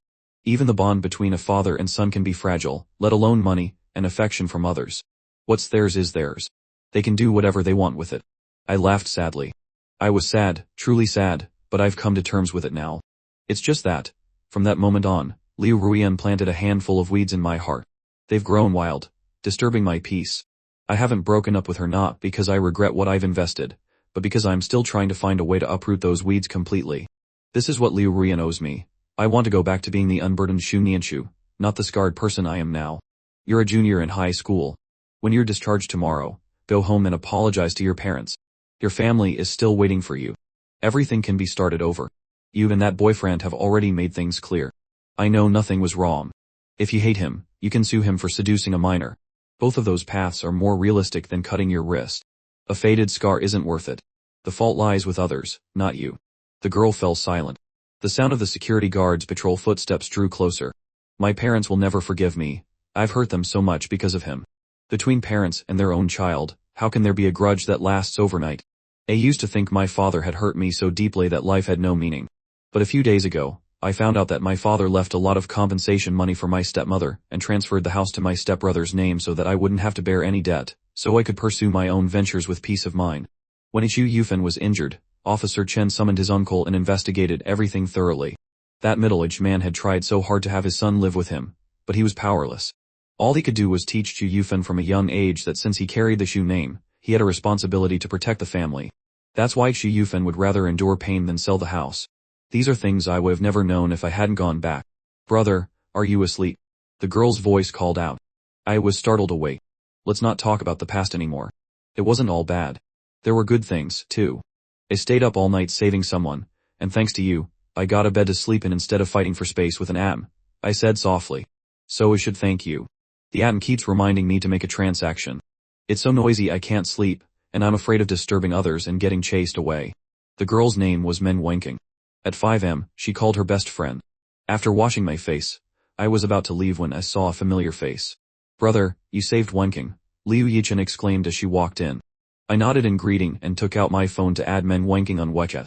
You can't stop someone who wants to die. But if you ever feel like life isn't worth living, come and see my world. After going through all sorts of hardships, just being able to eat your fill and stay alive is the greatest fortune. I didn't say goodbye to Liu Yichen and turned to leave. Just as I opened the door, I came face to face with Liu Ruian. Nianshu, why are you here? Liu Ruian was surprised. Her brother had called her early in the morning, saying his best friend was hospitalized and asking her to come. The person she had been searching for all this time had suddenly appeared right here.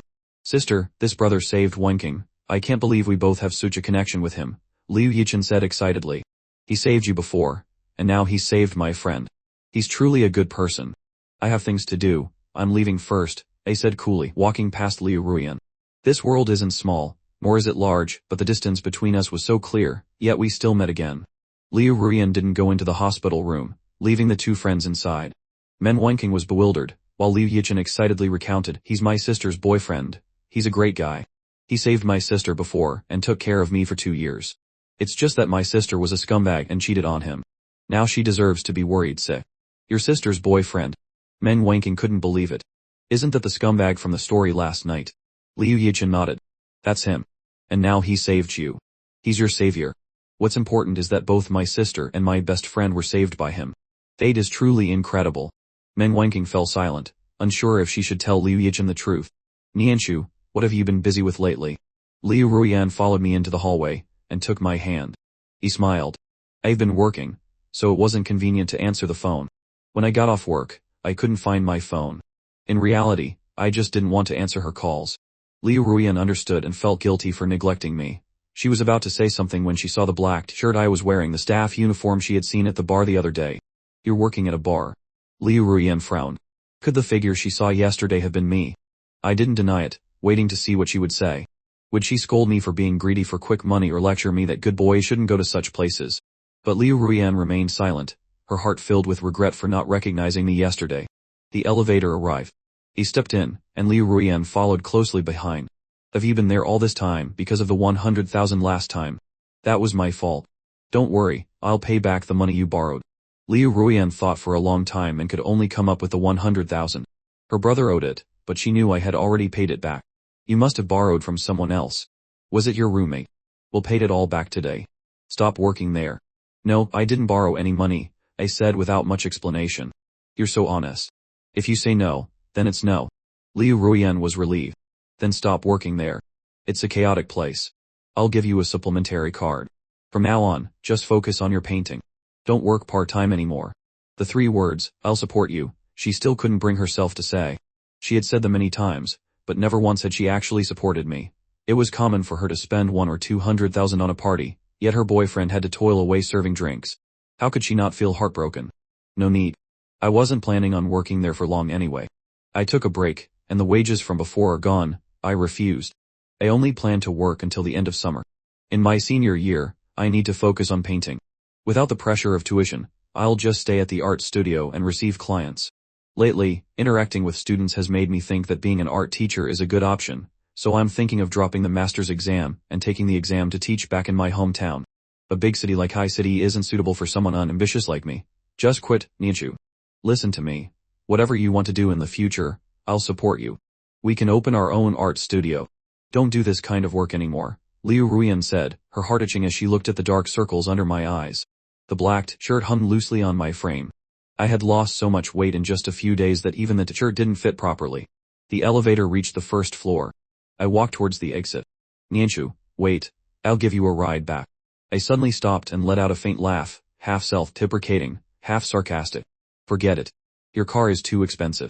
If I get it dirty, I can't afford to pay for it. Liu Ruian froze in place. I walked a long way to the bus stop. The first bus wasn't until 7 am. Liu Ruian didn't drive away but followed me, keeping a moderate distance. We were both silent. Liu Ruian wanted to start a conversation, but I had completely shut myself off, acting as if she didn't exist. She followed me to the west gate of the university. I didn't want to go in with her. The rumor that Liu Ruian and Yi Tenchen were dating had already spread throughout the campus. If I were seen with her now, people would start talking. After being in a relationship for 3 years, we had to be secretive, afraid of me being labeled the third party. Liu Ruian didn't dare to follow me any further and stood at the west gate, waiting. I went back to the dormitory. My roommates were still asleep. I changed, washed my dirty clothes, hung them up to dry, and then deliberately walked out through the east gate to the art studio. At 8 am, I would go to the bar to work. I guessed Liu Ruian would come, but I didn't expect her to arrive even earlier. Tonight, Liu Ruian booked the entire bar. There were no other customers. She didn't allow any music to be played. The bar was silent and the lights were dim. I got to relax. The kitchen staff cut some fruit for me, and I happily sat in the kitchen reading an art book. The final exams were approaching. I had to use the time to study.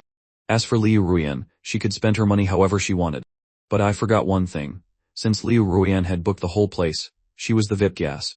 She could have whatever she wanted. So when the owner found out Liu Ruian was here for me, he personally came to get me. Nianchu, a guest is looking for you. The owner himself came to call me. Reluctantly, I stood up. As a hired hand, I had to obey my boss. As I walked past the other employees, their chatter suddenly ceased, and all eyes turned to me. I ignored them.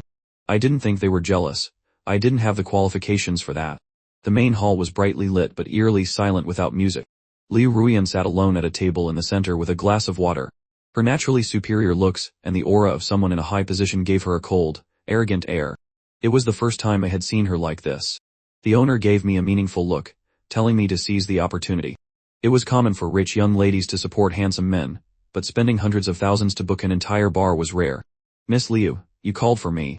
Liu Ruian looked sad. I want to talk to you. Now in front of me, she was so humble. This was all her own doing. Yes, the customer wants to talk. Of course.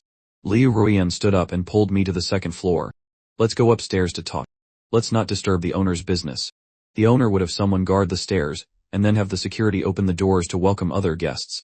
The upstairs was quiet, while downstairs was noisy. This was only my second time on the second floor. The layout was more luxurious than the first, and the soundproofing was excellent. Once the door was closed, you couldn't hear a thing. Liu Ruian said remorsefully, Nianchu, I waited for you at the gate all morning today, but you never appeared. Only then did I understand what Liu Ruian's day had been like.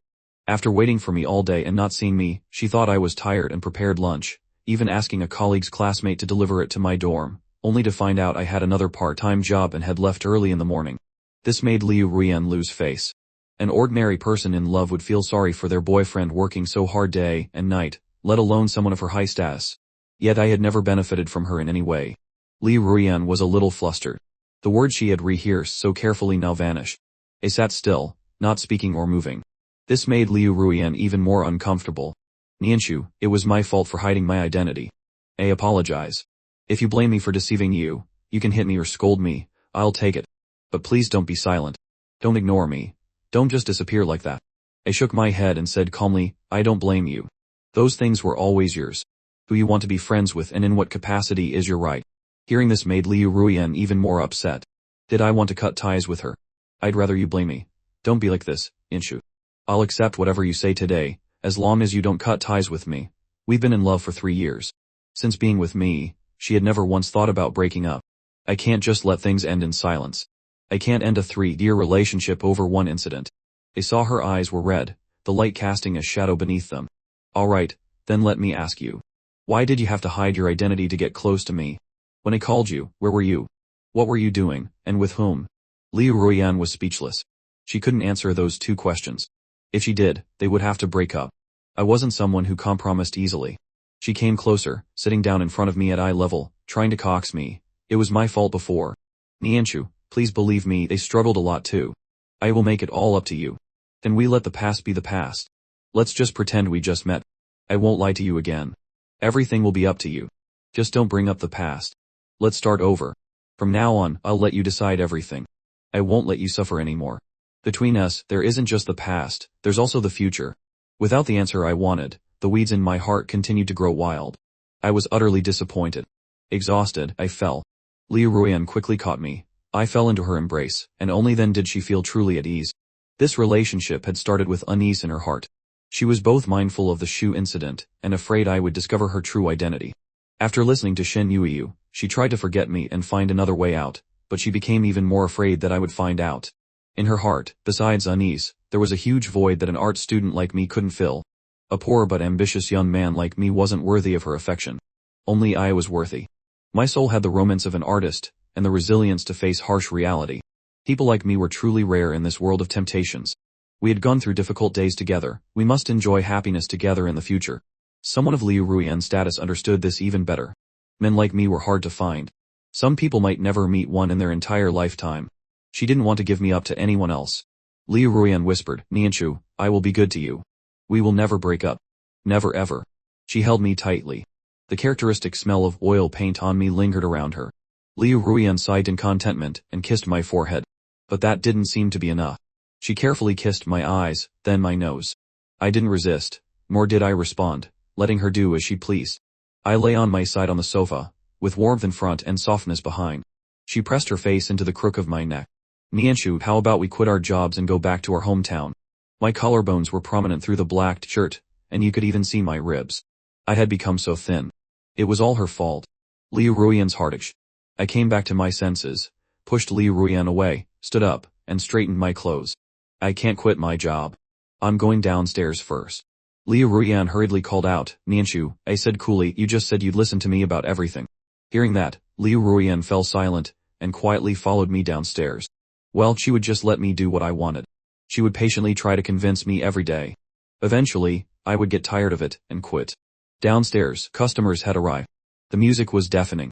Liu Ruian followed me into the kitchen, rolled up her sleeves, and helped me carry drinks. The crate wasn't that heavy. Liu Ruian gritted her teeth. Thinking about how I had lived like this for 3 years made her feel even more guilty. She was determined to make me quit my job soon. The owner saw the guest turn into an employee, while I sat in the kitchen reading a book, occasionally going outside to see if the sun had risen. The tastes of a rich young lady were truly hard to understand. That night, after cleaning up, Liu Ruian went to get her car. The owner called me into his office and told me to treat Liu Ruian well, and my life would be easier in the future. I wouldn't have to work so hard. Shunyanshu, your life isn't easy. Now that you have an opportunity, you must seize it. Find a way out for yourself. Learn from Song Shooting. The owner, afraid I didn't understand, even mentioned Song Shooting's name. Song Shooting was a legend around here, a story of a kept man. I had heard about him since I first arrived. He was an extremely clear-headed person, a student who became a kept man, earned enough capital, and then left the rich young lady, shunning a life of luxury and ease to go to university, get a master's degree, and go abroad. I understood the owner's meaning. Sung Shun was now abroad, doing scientific research, and had a very high social status. Just as I left the bar, my phone notified me of a 170,000 transfer into my account. It was from the finance department. Liu Ruyan stopped the car and saw me frowning at my phone. "What's wrong?" she asked. I shook my head, put my phone away, and got into the passenger seat. It wasn't the Maybach from the other day. I didn't know what kind of car it was, only that it wasn't a $100,000 car like Liu Ruyan claimed. A fiery red Porsche took us to Yahyun Library. Liu Ruyan didn't stop at the parking lot but drove straight in. "It's late today," Liu Ruyan said. "Tomorrow, I'll take you for a walk to get familiar with the environment here. I'm planning to terminate the lease on that rental house. After you graduate, we'll live here." I looked out the window without replying. In the parking lot, I saw the Maybach parked next to us. She must stay here often. That small rental house was probably only visited when I was there. Now that I was gone, she probably didn't stay long either. The elevator went up to the apartment. It was a vast apartment with 3 private elevators. Liu Ruyan opened the door and got me a pair of slippers. They were light blue cartoon-shaped slippers with the logo of some famous brand, a matching pair to Liu Ruyan's pink ones. I suddenly asked, "Has anyone worn these slippers before?" Their design reminded me of Yi Tengchen. Who knew, maybe a few days ago, Yi Tengchen was here, wearing these very slippers. Liu Ruyan thought I was jealous and smiled, explaining, "No. No other man has been here. Everything was prepared for you." She pulled me into the master bedroom and then into the walk-in closet. The sensor lights turned on. Clothes, shoes, and watches filled the closet, all neatly categorized. "These are all yours. A few days ago, I decided to be completely devoted to you, so I reorganized everything. I thought you would like it." Liu Ruyan stood on her toes and kissed my cheek, then apologized again. "I'm sorry for letting you suffer so much. Now I'll make it all up to you. I have to thank Gichin for these things. Whenever there's a new model, she knows right away, and I use the excuse of asking her to buy it." Under the lights, the items sparkled like exhibits in a glass case, showing off their most glamorous beauty. I picked up a watch and joked, "This is the model Shen Yu has. Turns out you have a piece for me here too." Liu Ruyan saw that I liked it. "Try it on. I bought it for you." As soon as it was released, I bought it, thinking it would look great on you. And it really does. I had no interest in these luxury items. I yawned. "I'm sleepy. I have to get up early tomorrow." Liu Ruyan had to pick me up the next day, and I also had to get up at 7 am. It was already 2 am, not much time left for sleep. Liu Ruyan immediately understood that I had to go to work the next day. She hurriedly got me my pajamas, arranged for me to sleep in the master bedroom while she took the living room. We had just made some progress, she couldn't be hasty. I took off the watch and put it back, observing the room. The place exuded luxury. The bathroom was larger than my old house back home. The bathtub overlooked the river, and opposite were the bright neon lights and tall buildings. I didn't know how to use the shower, and fumbled for a long time without getting hot water. I had to look it up online, and accidentally found out its value. The bed was too soft. The expensive bedsheets and quilt kept me from sleeping. I rolled onto the floor. Lying in this luxurious room, surrounded by money, the sadness inside me became even more indescribable. I was the one who had been kept in the dark, working like an ox for 3 years. Was this the compensation? I couldn't forgive Liu Ruyan. The next morning, at 6:30, Liu Ruyan woke me up. Breakfast was already set on the table. Seeing that I was still wearing yesterday's clothes, Liu Ruyan frowned. "Don't you like the clothes in the walk-in closet? I prepared clothes for you. Why are you still wearing this torn shirt?" I shook my head. "I have to go to the art studio later. This is better for getting dirty. The studio is full of pencils and paint, which are hard to wash out. I washed this yesterday. Luckily, it's wearable this morning." The t-shirts in Liu Ruyan's walk-in closet were all designer brands. The cheapest one was over 1,000 yuan, not suitable for me. In this room, everything I used had to be paid back with money. I didn't want to incur more debt. After breakfast, Liu Ruyan drove me to the art studio, and then went to work. Jumei, who usually kept her distance from me, came over to chat today. "Your girlfriend isn't hiding anymore," she said, nodding her chin towards the car Liu Ruyan had just parked. I was returning a paintbrush to a student. "It's just temporary." The words "just temporary" were profound. Jumei knew a little about the inside story, and had thought we had broken up. Now it seemed it would still take time. She skillfully changed the subject. "The teacher qualification exam is at the end of this year. Are you planning to take it? You're able to teach here thanks to the teacher's recommendations, but if you want to stay after graduation, you at least need a teaching certificate. Otherwise, you won't pass the Ministry of Education's inspection. Not only will you have to leave, but you'll also implicate the studio. I replied gently, thank you for your concern. I've already prepared the review materials. I'll probably be in High City for a few more years and will need your help. My intention to stay was clear. Jumi didn't ask further, nodded, and went back to guiding other students. I wasn't going back to my hometown for now. The income here was higher. I would take advantage of my youth to earn some capital and then take the exam to become an art teacher back home. I wasn't as capable as Songshun. I just hoped for a stable life in the future, without worrying about food and clothing, and without needing to be rich and famous. At noon, Liu Ruian called to ask me out for lunch. I didn't answer. Liu Ruian didn't give up and had her maid bring lunch to the studio for me. I wasn't at the studio. Guessing Liu Ruian would come looking for me, I had asked Jumei for leave and gone back to the university. I bought 2 steamed buns from the cafeteria and went back to the dorm to eat. The room was empty. The other 3 must have gone out to eat. I had just taken 2 bites when the 3 of them came back. One Koan handed me a lunch box. I was about to refuse when Shen Yuyu spoke up. We had leftovers today. Seeing how pitiful you are, we're giving them to you. Xu Yang quickly said, don't listen to her nonsense. We ordered too much and barely touched it. The lunchbox was clean. Inside was braised beef. Much of the meat was gone, but the sauce was still plentiful. I didn't refuse and picked up my chopsticks to eat. One Koyan and Xu Yang high-fived. Initially, they wanted to bring me a new portion, but Shen Yuyu laughed and called them fools. With the pride of a poor person like me, I would definitely insist on paying them back. It was better to give me a half-eaten portion so I wouldn't have to pay. As expected, I didn't refuse. They both looked at Shen Yuyu with admiration. Shen Yuyu snorted and sneered. The pride of the poor was truly strange. They would rather eat someone else's leftovers. I was almost finished when I found a layer of beef hidden at the bottom of the box. My hand holding the steamed bun paused, but then I pretended not to notice and continued eating. A bag of milk candies was thrown onto the table. Don't get the wrong idea, Shen Yu유's scornful voice rang out. This shop sells candies of all flavors mixed in one bag. We've already picked out all the flavors we like. We can't eat these leftover flavors. You take them. Don't waste them, or you'll get dizzy from low blood sugar and pass out. Then you'll be crying over 2 milk candies. How pathetic. Being treated like this, I didn't even say thank you. The beef was delicious. For the past few days, the bar owner had been both happy and worried. Happy because a VIP guest came every day, but worried because this VIP guest was always preoccupied with a server. To be honest, if she really liked him, she could just buy him clothes, shoes, and watches. Or, to be more generous, she could give him a car or a house. She could take him out for good food and fun, say sweet things, give him a supplementary card to swipe as he pleased. No matter how tough he was, he would soften. But what was with coming here every day to do his work for him? She even treated me, the owner, as a subordinate. How could he sit there reading a book so calmly? Did he not know her identity? Or was he playing hard to get? Seeing how seriously she was pursuing him, once he had her, he wouldn't have to worry for the rest of his life. Could she have misjudged him? Was he not an honest person but a master of love? A true hunter often appears in the guise of prey. That saying was indeed true. I've been working the night shift for so many years and have met all kinds of people, but this was the first time I'd seen someone do their crush's work for them as a way of pursuit. The owner sighed. Different worlds. The rhythm of love among young people today, an old man like me couldn't understand. If she wanted to play, let her play. I wouldn't interfere. Who knew, maybe she was just here to experience life.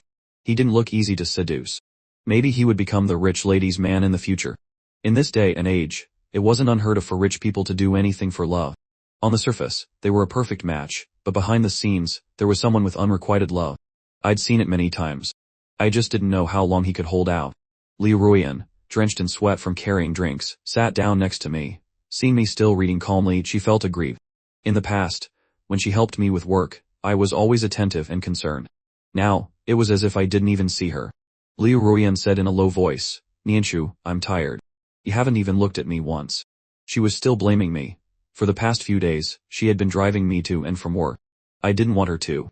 She asked me to stay at her place, and I didn't want to. Even when she asked me out to eat, I used the excuse of being busy to refuse.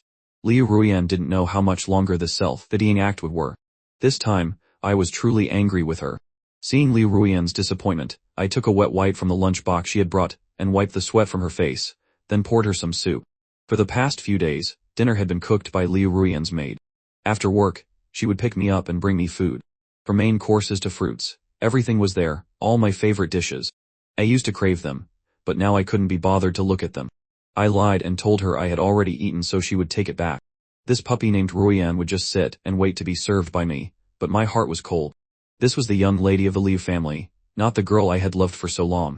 Liu Ruyan said, "Nianshu, my friends are out there. Let's go meet them. I've already served all the drinks. If you don't believe me, go and see. Yaya has been coming every day." She had held back until now before daring to make the suggestion. I put my book in my bag and said with a smile, "How can I meet anyone looking like this?" I was still wearing the black shirt from work, my hair was a mess, and my hands were grimy. Liu Ruyan, initially worried that I would refuse, was surprised by my reason. She quickly pulled me upstairs. The floor above the bar was a hotel. Liu Ruyan swiped a card to open a suite door. I went into shower. After my shower, I saw several sets of clothes hanging in the room, all new men's styles. I chose a simple and neat set, combed my hair, looking comfortable and fashionable. On the dressing table were several bottles and jars of the same brand as the products at Liu Ruyan's house. She must have had someone bring them over.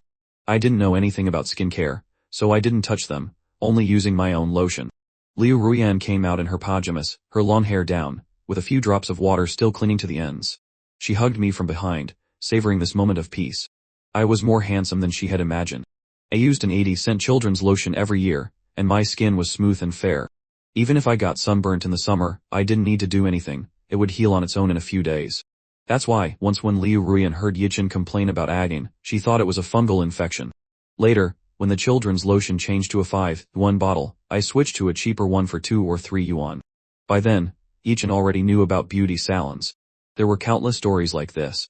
I used a 1 yuan for 5 bars antibacterial soap to wash my underwear. Liu Ruyan said it was bad for the skin. Even the hand soap had to be a quality brand. Liu Ruyan remembered my once white and clean fingers and then looked at the calloused, dry, and cracked hands I had now. She felt like a terrible person. She stood on her toes and planted a kiss on my bare shoulder. "The greatest luck is that you still like me. I can make everything up to you." Liu Ruyan tightened her arms. My bones were prominent. Every part of me made her feel guilty. She had let me get this thin. Being held too tightly by Liu Ruyan, I couldn't move. Normally, I would have raised my voice. "Ruyan, if you don't get change, I'll change back into my old clothes and go downstairs." The invisible dependent relationship between the two of them had changed. Liu Ruyan, afraid I would get angry, quickly let go and went to her room to change into a new dress. After I finished getting ready and came out, a man who had never been so refined before caused the last line of defense in Liu Ruyan's heart to collapse. How terrible to have let him be buried for so long. He could have clearly lived under my protection, yet I deliberately let my prince taste all the hardships of the world. I didn't care about Liu Ruyan's sentimentality, and went to the door to change my shoes. The cloth shoes didn't match the nice outfit. At the door was a pair of polished leather shoes that matched the casual suit I had chosen perfectly. They also went well with Liu Ruyan's short dress. It was the first time meeting her friends, of course, I had to be a little formal. I wondered if any of them were the ones I had met that day. Liu Ruyan and I went up to the second floor. The lights inside were quite dim, just enough to make out everyone's figures. Including me, there were 3 male students in total, the rest were all female. Just as we entered, before any greetings were exchanged, a playful voice teased, "Oh, our sister Ruyan has finally decided to bring her husband out to meet everyone." Liu Ruyan held my hand and led me inside to sit down. The one who spoke is Mu Aya. She's half a year younger than me, so she calls me sister. She's a bit mischievous, don't mind what she says. Sung Ting jiggled. "That's right, brother-in-law. I'm a straightforward person. If I say anything out of line, I hope you'll be magnanimous and not hold it against me." I nodded to show my goodwill. Liu Ruyan continued her introductions. Next to her is Shen Yuiwan. He's the art director of our company. Beside him is his fiancé, Kai Yu, who also works in our company. The Yu smiled at me. "Hello." He seemed enthusiastic and outgoing, but his eyes couldn't hide his cunning. I remembered at the wedding anniversary of the He family's parents, he had sold me out in front of Ye Tension. Thinking back, Ye Tension's attitude towards me after that was quite strange. It was very likely thanks to him. And there was also Ye Tension's roommate. I heard he'd been acting very high and mighty at school recently, practically looking down his nose at people. I shook my head. A young man who hadn't yet stepped into society was being propped up too high by Kai Yu. Liu Ruyan briefly introduced a few other people before finally getting to me. She told her friends, "This is my boyfriend, Nianshu." This sentence determined my future fame and fortune. In Kai Yu's heart, he also began to recalculate. Who knew how many nice things he had said to win over Yi Tingqing? Now that I was firmly in the main position, all his previous efforts were wasted. This Ye Tension was truly useless, he couldn't even keep a woman. All those years of study were for nothing. Niuo was skeptical. Kai Yu immediately struck a familiar pose, switching seats with Shen Yui to sit next to me, sticking close to me. In less than 5 minutes, he was acting as if we were close friends. Liu Ruyan didn't let me drink alcohol. Caillou helped me make tea and get fruit juice. When Manhwa said something provocative, Caillou helped me dodge it. In short, during this meeting, I was well protected by Liu Ruyan and Caillou. As for the bar, no one came looking for me. Manhwa, though unreliable, had grown up in the world of fame and fortune and understood the intricacies. She had already sent someone to take care of it. Caillou, understanding Shu Nianchu's character was not one to cause trouble, eagerly tried to win his favor. Nianchu, you're still a student, right? Which school do you go to? I'm a junior at Ye University, majoring in painting. To prevent Caillou from asking more questions, I told him everything at once. Unexpectedly, Caillou took my hand and praised me. No wonder I thought your hands were a bit rough. It turns out you're a talented student who owns his skills with a paintbrush. Just by looking at these hands, I can tell you'll be a great painter in the future. He made me laugh. I was very curious how Caillou had held He Tension's hand before. A born painter could become a master with a wave of his hand, and didn't need to have rough hands like this. At the mention of my hands, Liu Ruyan's back stiffened. Seeing me and Caillou talking happily, she felt she needed to tell Shen Yu to have Caillou take care of me more in the future and bring me along to hang out. I placed Caillou in the role of an imaginary clown, which was very amusing. Liu Ruyan was completely at ease, and opened a bottle of wine to chat with her friends. After a while, my conversation with Caillou took a different turn. He stood up to go to the restroom. The staff passing by saw me change from an employee to a guest, and didn't have any particular reaction. In this place, ascending to heaven in a single step could happen at any time. After washing my hands, I came out and ran into a young man in a white shirt. He was the boyfriend of another of Liu Ruyan's friends. Just now, when Caillou was clinging to me, this young man had sat quietly in the corner.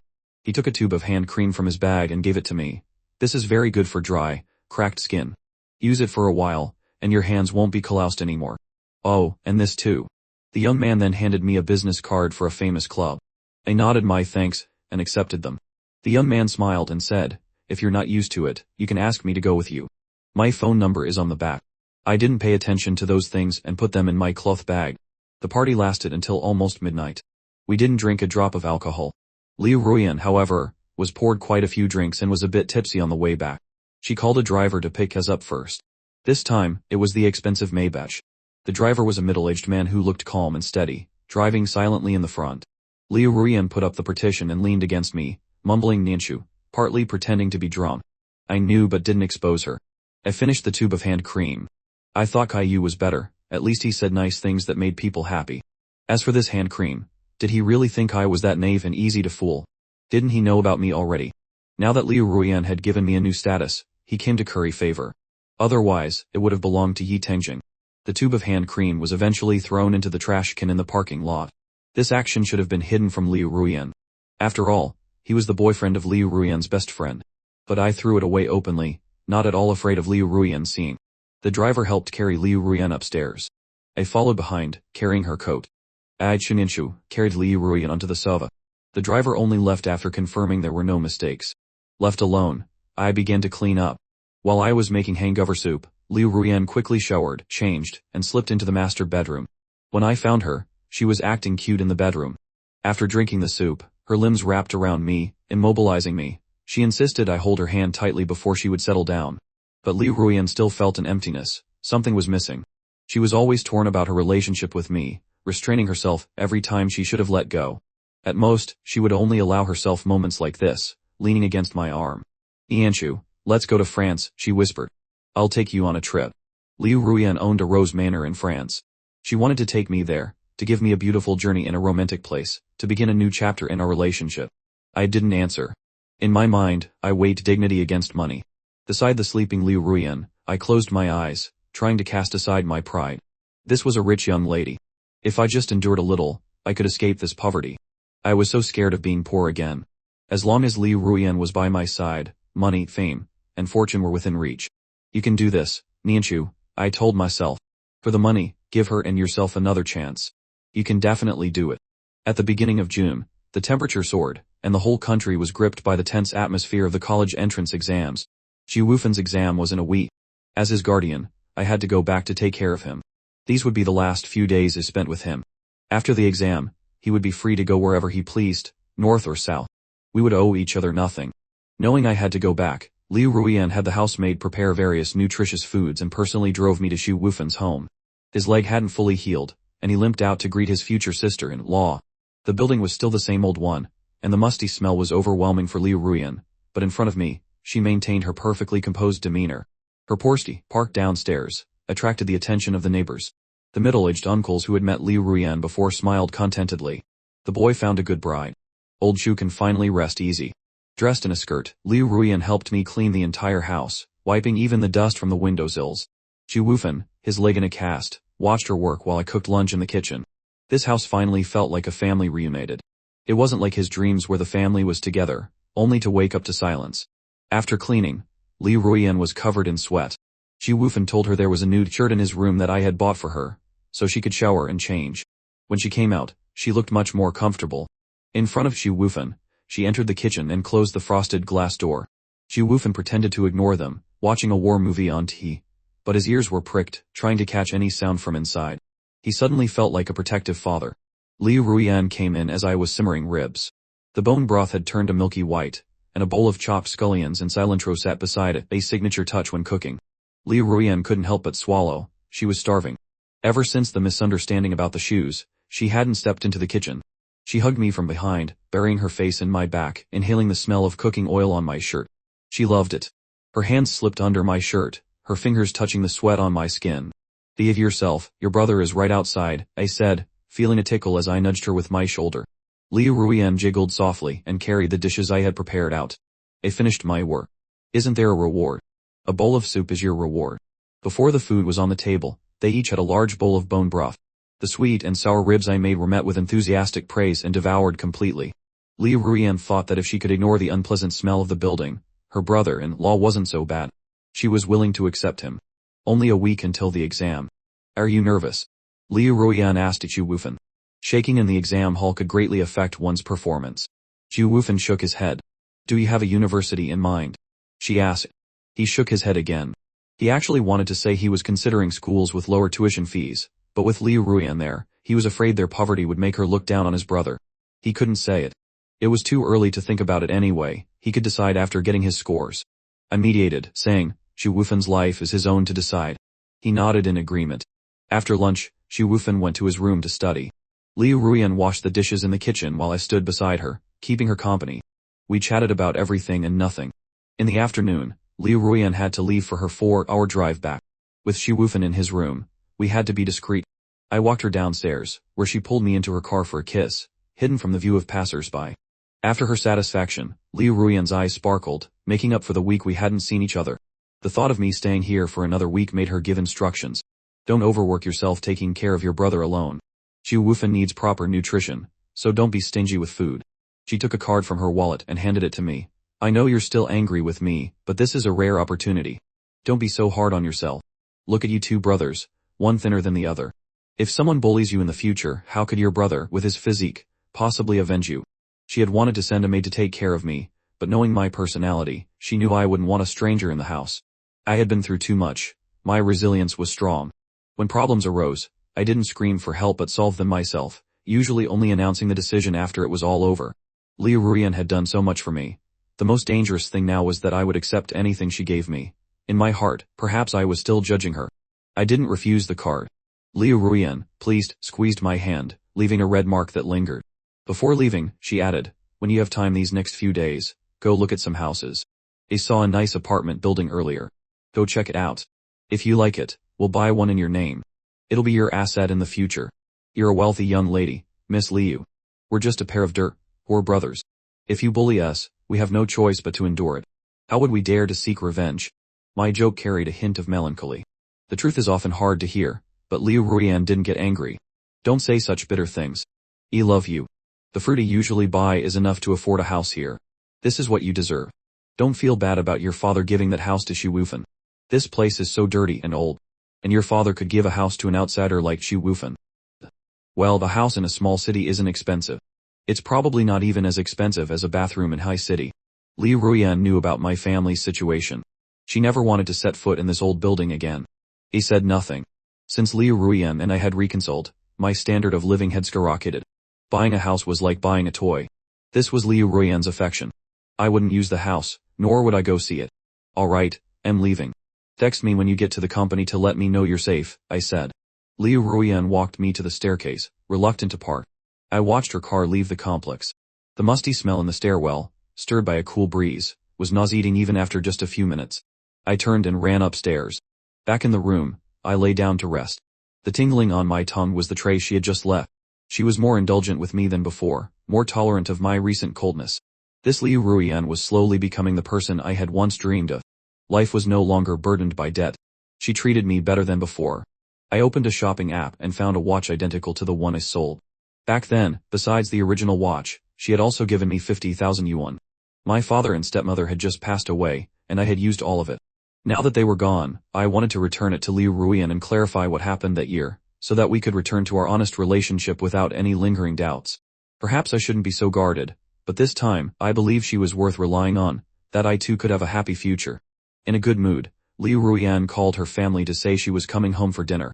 She got off the highway and drove straight home, arriving just at dinner time. You're back, dear, said Mr. Liu. As Liu Ruian sat down and reached for an orange, Liu Yichen recoiled in disgust. You smell like mildew. It stinks, get away from me, Liu Yichen said, wrinkling his nose and waving his hand. It must have been the smell from the old apartment. Liu Ruian looked down. She was still wearing the t-shirt Xu Nianchu had bought for his brother. She rushed upstairs to shower and change.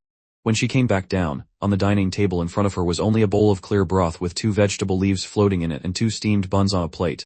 Liu Yichen said, from now on, this is all you deserve to eat in this house.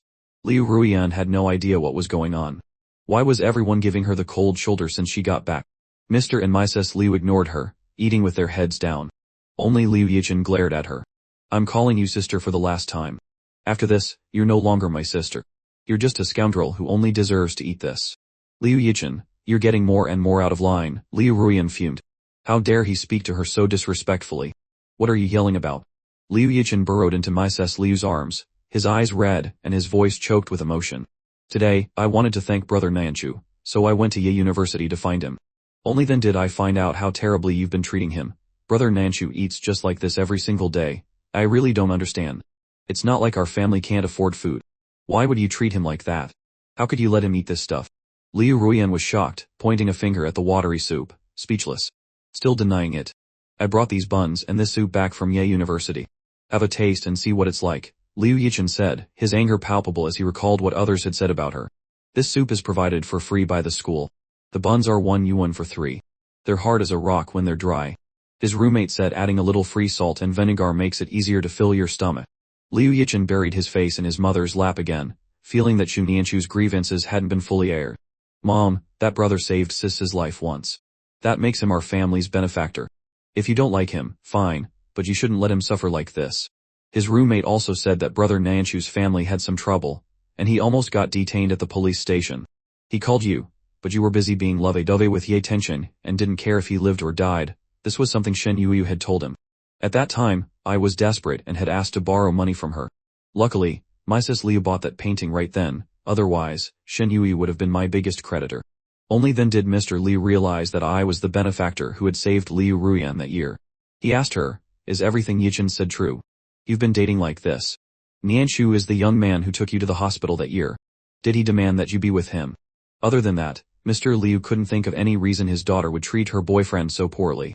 When his daughter officially told them she was dating, Mr. Liu thought she must really like the boy, so he didn't investigate him thoroughly.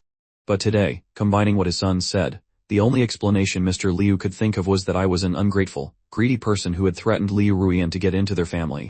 That was the only way to explain his daughter's inconsistent attitude towards me. No, I pursued him first. He didn't ask me to repay him, Liu Ruian hurriedly denied, caught off guard by Liu Yichen's accusations. She couldn't let her father misunderstand me. But what's this about him being detained? I never heard him mention that.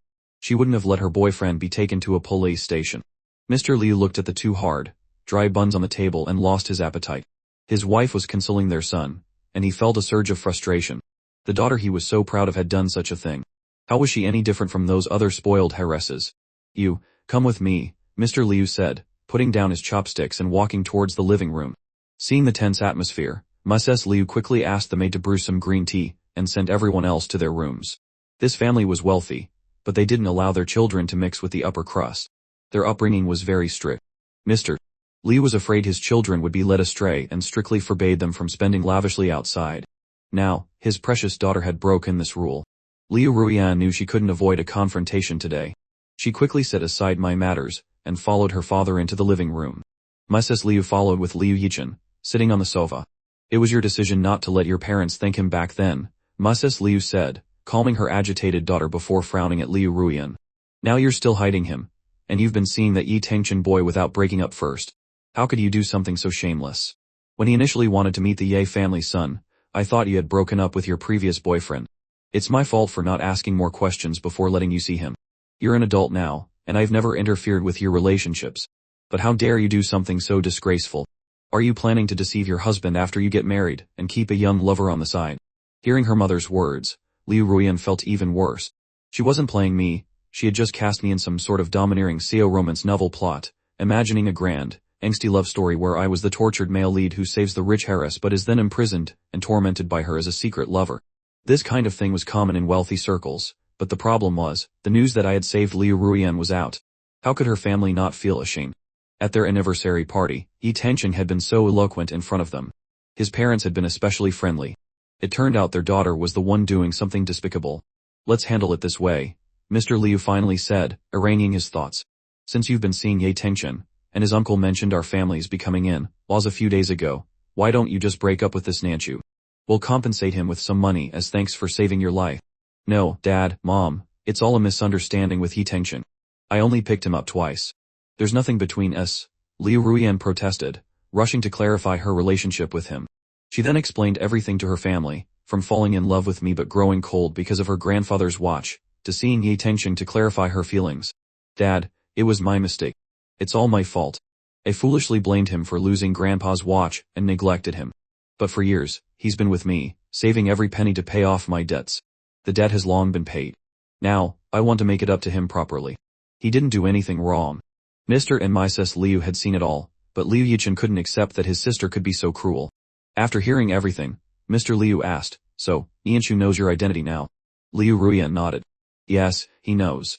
We just made up a few days ago. Liu sadly wiped a tear from her eye, remembering how her mother used to sit under the great arbor in the courtyard, basking in the sun, her watch polished smooth from her constant touch. She had always thought the watch was lost in Liu Ruian's car accident, never imagining I had sold it. Her eyes filled with reproachful sorrow. How much is a watch worth? Why would he sell it? If he was in trouble, our family could have given him money. Liu Ruian saw things were going wrong and was about to defend me, but Liu Yichen spoke up first. Mom, you can't say that. It's not necessarily that he's greedy. Maybe he had some difficulties he couldn't talk about.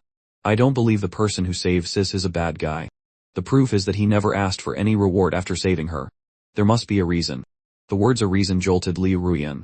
At that time, I was at a critical point with my parents passing. She remembered my father's car accident involved several people who needed compensation. Could I have used the money from selling the watch to pay for that?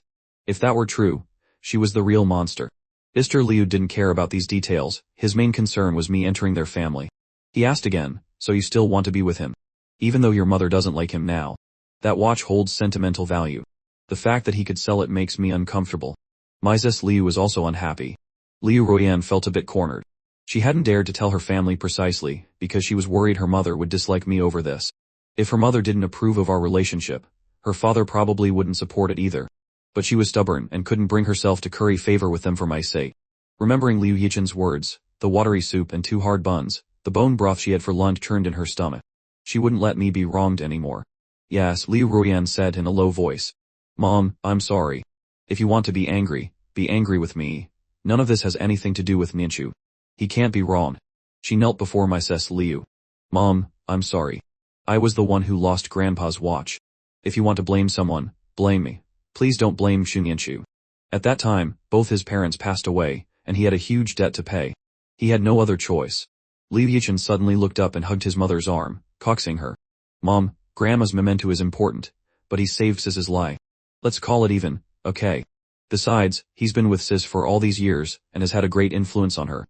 Don't you always say she's become much more mature at work? That's all because of him. He's definitely not a greedy person. Otherwise, why would he stay with a poor girl like Sis for so long? With Liu Yichen as her ally, Liu Ruian looked hopefully at her mother. Then she shouldn't be too timing him. What kind of princess does she think she is, looking for a backup? Sis. Liu was mainly angry at Liu Ruian. Her daughter was never like this before, now she was toying with someone's feelings. Liu Ruian quickly promised, "No, Mom, I'm not. I've already made things clear with Yi Tengchen. I've also compensated him." "What about Xu Nianxu?" Mrs. Liu asked. Liu Ruian's heart ached. "Mom, I'm serious about Xu Nianxu. We have a long future ahead, and I will make it up to him. Please trust me this one time. It was a moment of foolishness. I won't make this mistake again. I've already lost him once, I can't lose him a second time." Mrs. Liu fell silent, considering if her daughter's words were true. Liu Ruian nodded at Liu Yichen, who immediately understood and sat between his parents, cajoling them one by one. "Dad, look at his family background. He still got into Yi University. Painting costs so much money, yet he never took any shortcuts. Plus, he gets a first-class scholarship every year. Doesn't that prove how outstanding he is? He's much better than those rich playboys." This wasn't entirely untrue. When Mr. and Mrs. Li learned of my existence, they had thoroughly investigated me. Of course, they were confident in my character before letting me paint for them, and allowing their daughter to be with me for so long.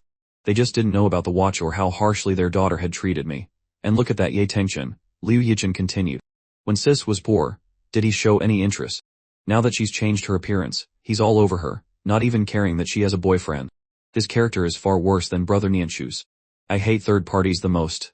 Liu Yichen labeled Yi Tengchen. His methods are despicable. He just wants a free ride, chasing after rich women. He's so fake. I like my brother-in-law more.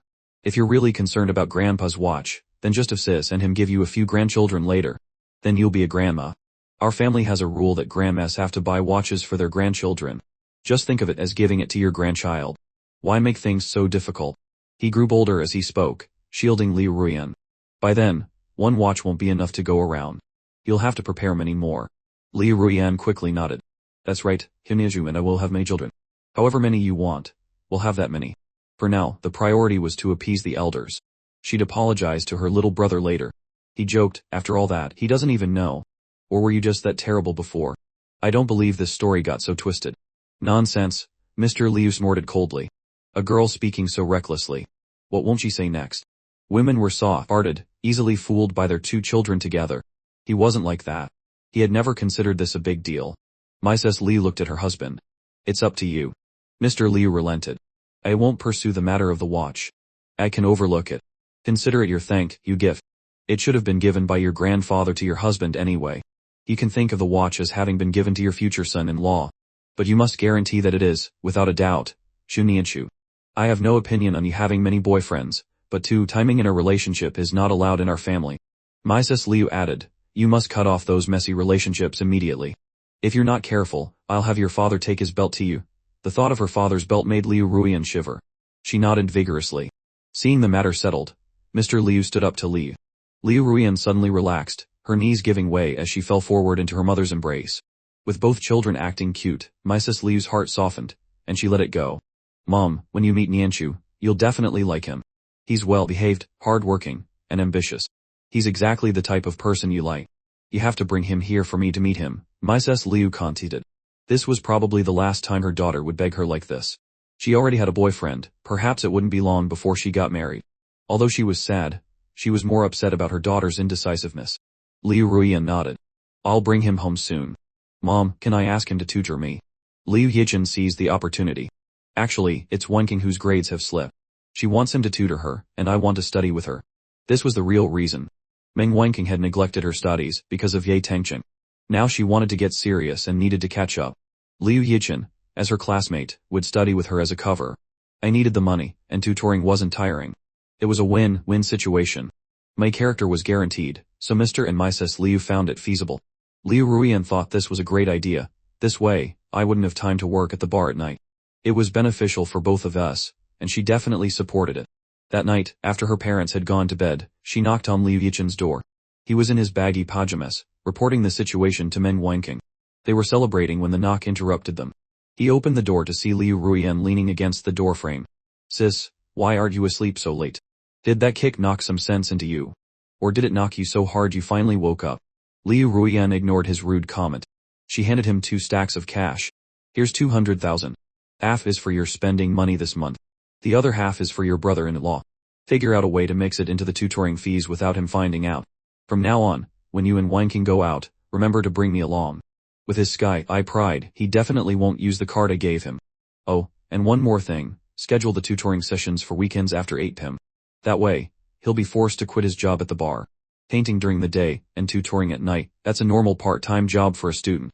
Of course, it's best if he doesn't work part-time at all. After 8 p.m., there are no buses, so he can drive you. Show some initiative. Liu Yichen's eyes lit up at the sight of the money. He nodded eagerly. Rest assured, mission will be completed. I'll make sure my brother and Law can teach in comfort and peace. And he'll even earn a good amount of money. Great, great. Liu Ruian returned to her room and video called me, taking off her shirt to show me the bruise on her back. Mr. Liu's kick had been delivered without any thought for her being a girl, leaving a red mark. She quickly showed it to me before it faded, hoping for some sympathy. How did that happen? It was fine this afternoon, I wondered. My dad hit me. There are other places I can't show you, Liu Ruian said, feigning difficulty. Why? Liu Ruian was considered a progressive second-generation heir. She had started working at the company before even graduating. Ambitious and polite, and a girl at that, why would her father hit her? At this, Liu Ruian bit her lower lip, looking regretful. My sister and her friend went to Yi University to find you. When they came back, they told my dad how badly I treated you. He got angry and hit me. Although it was an exaggeration, it was proof of the beating. I only listened to these words. I didn't believe for a second that Mr. Liu would hit Liu Ruian because of me. I was more inclined to believe he was disappointed in his daughter's behavior, and disciplined her. I didn't expose her, just smiled and acknowledged it. Ninshu, my dad has already punished me. Don't be angry about what happened before, okay? I promise I'll make it up to you double from now on. She repeated everything she had learned. Only then did Liu Ruian realize how much I had suffered during the time she was torn in distress. I didn't say much, just shook my head. I don't mind. It's all in the past. If you told me to go begging, you wouldn't be wrong. At that time, other than not actually begging on the streets, I was no different from a beggar. Isn't asking to borrow money just a different form of begging? It just didn't succeed. In the future, when we're together, you don't necessarily have to help me financially. I can support myself completely through my own work. I wanted to be on equal footing with Liu Ruian, not be controlled by her because of money. Only then, in the unknown future, when I had pulled out all the weeds in my heart, would the pain not cut to the bone, leaving me a bloody mess. Liu Ruian observed my subtle expressions. Seeing no real sign of anger, she was relieved. Nianshu, I was wrong before. I'll remember it all. We have plenty of time in the future. I'll let you take it all out on me. I smiled and nodded. Liu Ruian's heart was content. Wait until your brother finishes his exam, and I'll come pick you up. We'll have dinner with my parents, okay? Now is the right time to clarify our relationship. Seeing how my dad disciplined me today, you should meet my parents. They are very nice and won't make things difficult for you. I hung up the phone but couldn't sleep.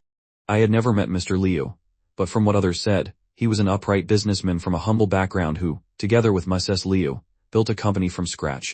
As soon as it went public, he gave his wife shares and made her the chairman of the board. He was a very low-key person, never flaunting his wealth on social media or sharing his success stories. I couldn't imagine such a person as my father-in-law. I couldn't imagine what kind of future Liu Ruian would create. Would it be comfortable and happy, or painful and tormented? But no matter what, the future would have to be faced. I understood that clearly.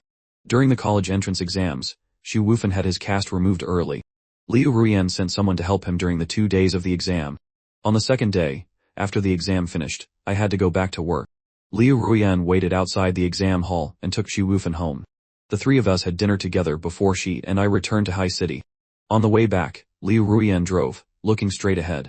I was chewing on a local specialty, marinated duck tongues. Did your brother say which university he wants to apply to? I don't know. I didn't ask. You're not going to ask. Xu Wufan is an adult now. Which school he applies to is his freedom. He's an adult now, he should make his own decisions. Both brothers had no ties. Where they went was entirely up to them. But Liu Ruian couldn't help but consider Xu Wufan's tuition and living expenses. These would be a significant expenditure for me. She also thought, I can't let him support them. They're not blood brothers. I can't let Xu Wufan leech off him. I need to find a way to separate Xu Wufan and me, to let him be independent in college. As Liu Ruian was lost in thought, I suddenly asked, do you know where Min Wanking's family lives? She called me the other day, and asked if I could be her tutor. Liu Ruian inwardly praised Liu Yichen. She didn't expect him to act so quickly and arrange everything. Although she was happy, she pretended not to know anything. Are you planning to check on her situation first? If it works out, you can wait until the end of the month to quit your job at the bar. I nodded. They still had a few days left at the bar and needed to give notice. You still have to go to the bar. Li Ruyan was exasperated. Are you still thinking about that job? You haven't even recovered from your days off, and you're insisting on suffering.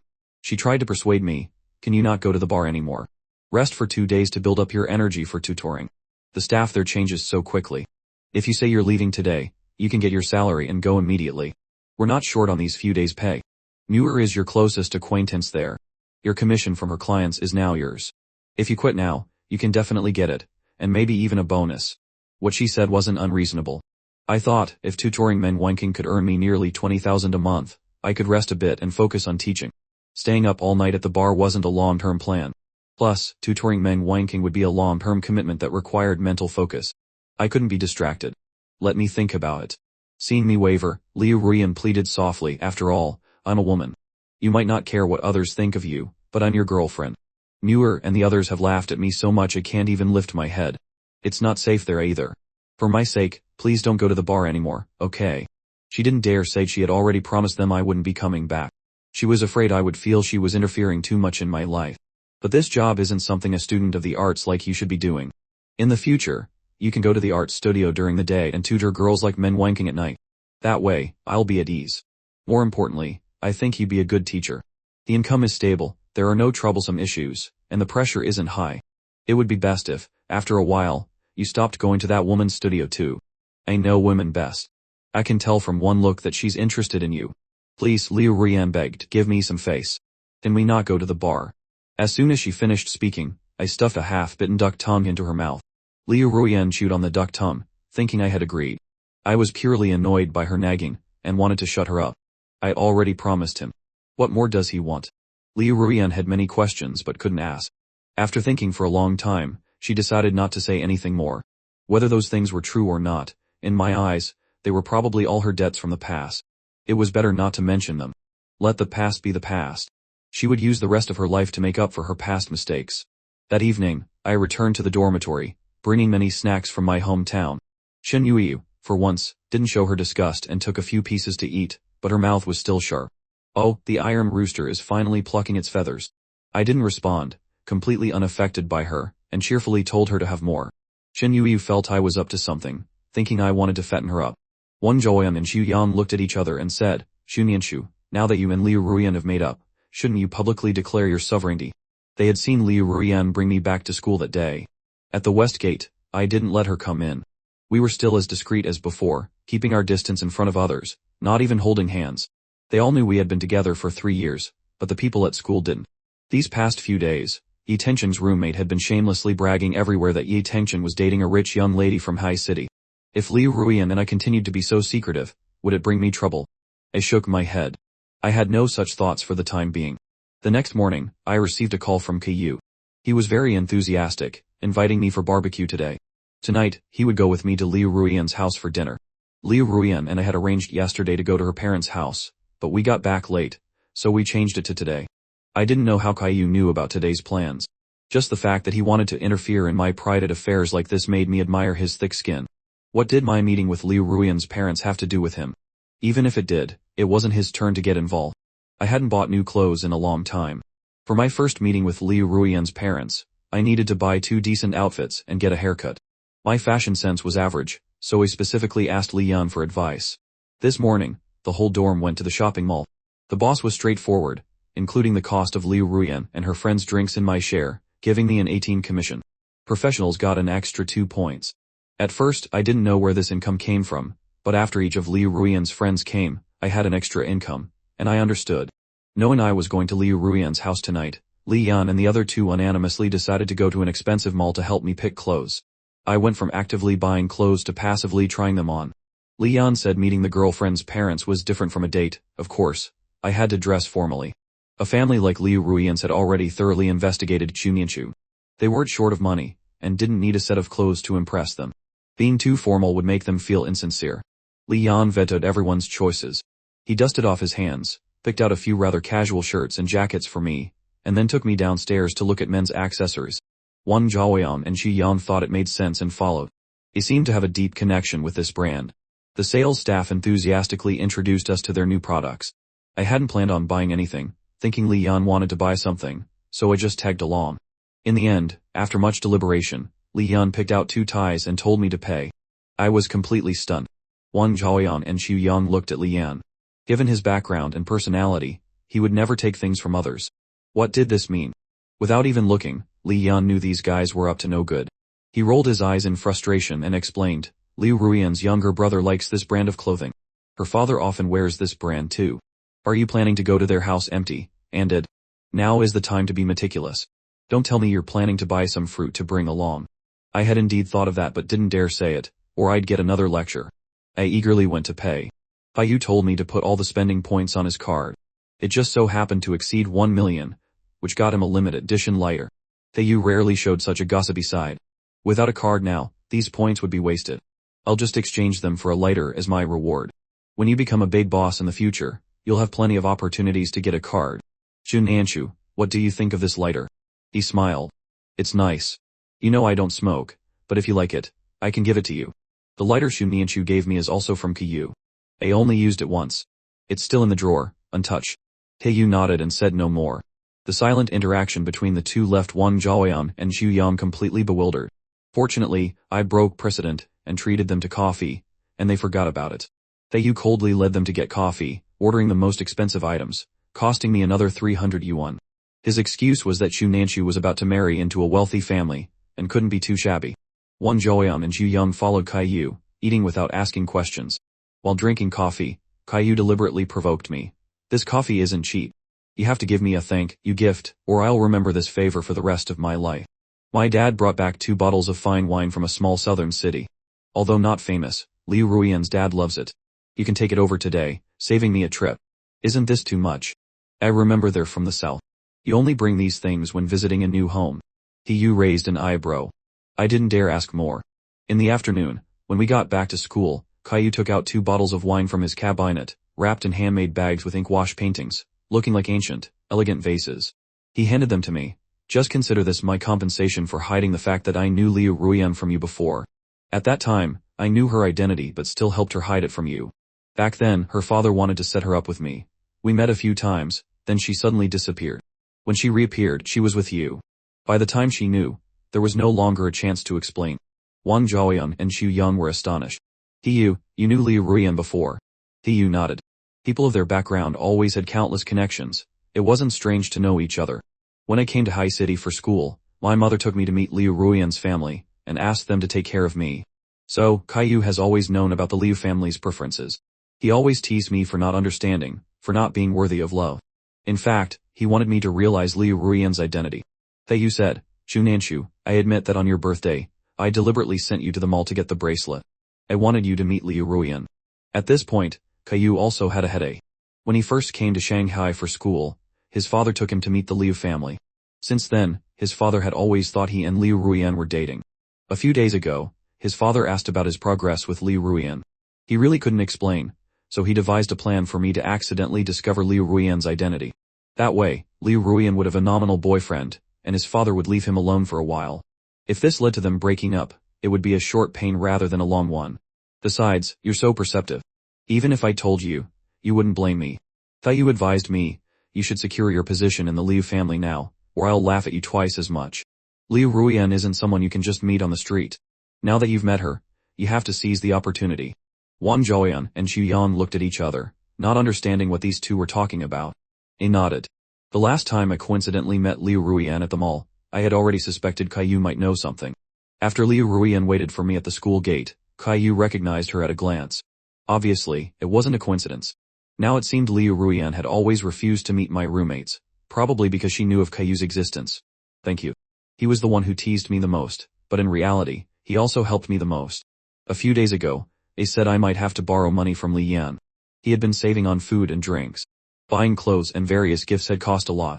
I was basically back to per-liberation poverty. I looked at the spending information with a bitter smile. All those commissions were spent. It was true that what comes around goes around.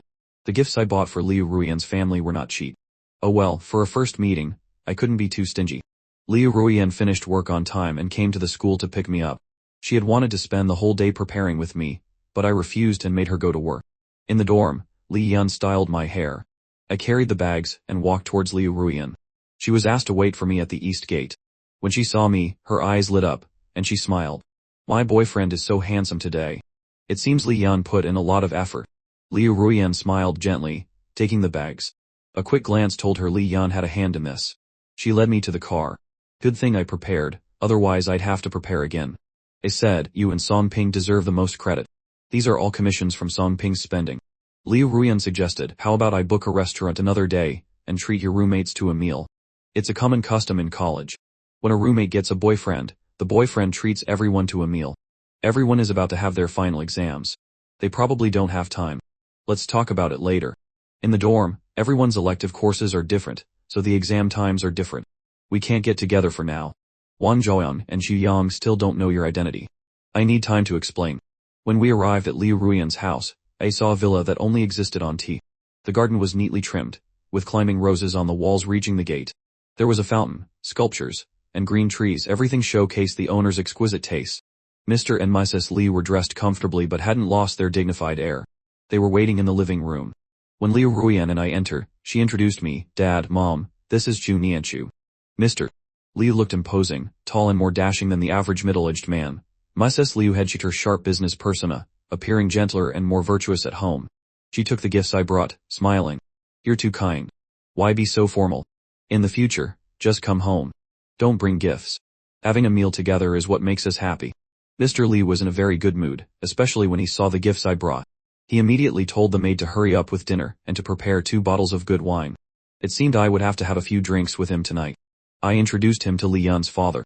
Mr. Liu glanced at me, and understood. Ah, the son of the Li family. I haven't seen him in a long time. Bring him over for a meal sometime. We sat and drank tea, chatting while waiting for dinner. I wasn't good at small talk, it was mostly Mrs. Liu asking a question, and me answering. She avoided family issues, and mostly talked about things I was interested in. This atmosphere made me relax a lot. The Lis were not as difficult as in T-dramas, on the contrary, they made me feel warm and close. Mrs. Liu even went to the kitchen herself. I followed to help. Liu Ruiyan and her father sat in the living room watching tea, but her attention was not on the screen at all. She kept glancing towards the kitchen. Mr. Liu saw her nervousness and smiled. What are you worried about? Your mother isn't going to eat him. Liu Ruiyan and her father were alike in the kitchen, they couldn't tell sugar from salt, so the kitchen was their forbidden zone. Liu Ruiyan was actually worried that her mother would ask about my family situation, but Mr. Liu thought her worry was unnecessary. His wife was open-minded and would absolutely not make things difficult for me on purpose.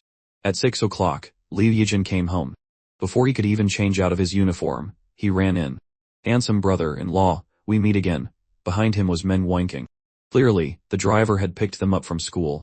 It had been a while since I'd seen them. Meng Wanking looked much better. She was a bit reserved when she entered. Uncle, Auntie, sorry to bother you. Mrs. Liu smiled. Not at all. The more, the merrier. Your parents said they'd be here soon. We'll eat when they arrive. This house hasn't been this lively in a long time. Since Liu Ruiyan started pretending to be poor, she had come home less often. Just as she finished speaking, there was the sound of a car outside, and hearty laughter echoed into the house. Mr. Meng entered, dressed in a military uniform. The 4 stars on his shoulder told me he was a high-ranking officer. Mr. Liu immediately went to greet him. Old Meng, we have to have a couple of drinks. Liu Ruiyan took this opportunity to discreetly explain the Meng family's situation to me. Men Wanking's father was a military man, and he was here today specifically for Men Wanking's sake. Both fathers were social elites, while both mothers were gentle and virtuous. During dinner, it was mostly the adults talking. Liu Ruiyan drank with them, and I became a supporting character with little attention, which made me feel more comfortable. Mr. Meng took a sip of wine. Still the same taste. Old Liu, you're really blessed. Back then, we used to joke that if you had a daughter and I had a son, we'd become in-laws. Mrs. Meng gently nudged her husband. You're talking nonsense after just 2 sips. Tunichu, don't mind him. Your uncle doesn't mean anything by it. He smiled and replied, it's fine. What uncle said is very interesting. My mouth said it was fine, but under the table, I secretly pinched Liu Ruiyan's leg. She covered her mouth and jiggled, pouring wine and holding my hand tightly, not letting me pull away. We shared a secret smile. Mr. Meng raised his glass to me. Shuninchu, don't mind me. I'm just happy today, so I drank a little too much. He then downed his glass. Liu Ruiyan had no choice but to follow suit. Mrs. Meng looked a bit sad. Liu Ruiyan's daughter was outstanding and self-disciplined, while her daughter had been rebellious and even run away from home. The young man in front of her not only had excellent academic performance but had also saved her daughter. The atmosphere was a bit awkward. Mrs. Liu immediately changed the subject. Shunianchu, you're about to be a senior. What are your plans? I replied, Recently I've been at an upperclassman's art studio. In the next 6 months, I'm preparing to take the teacher's certification exam and then see.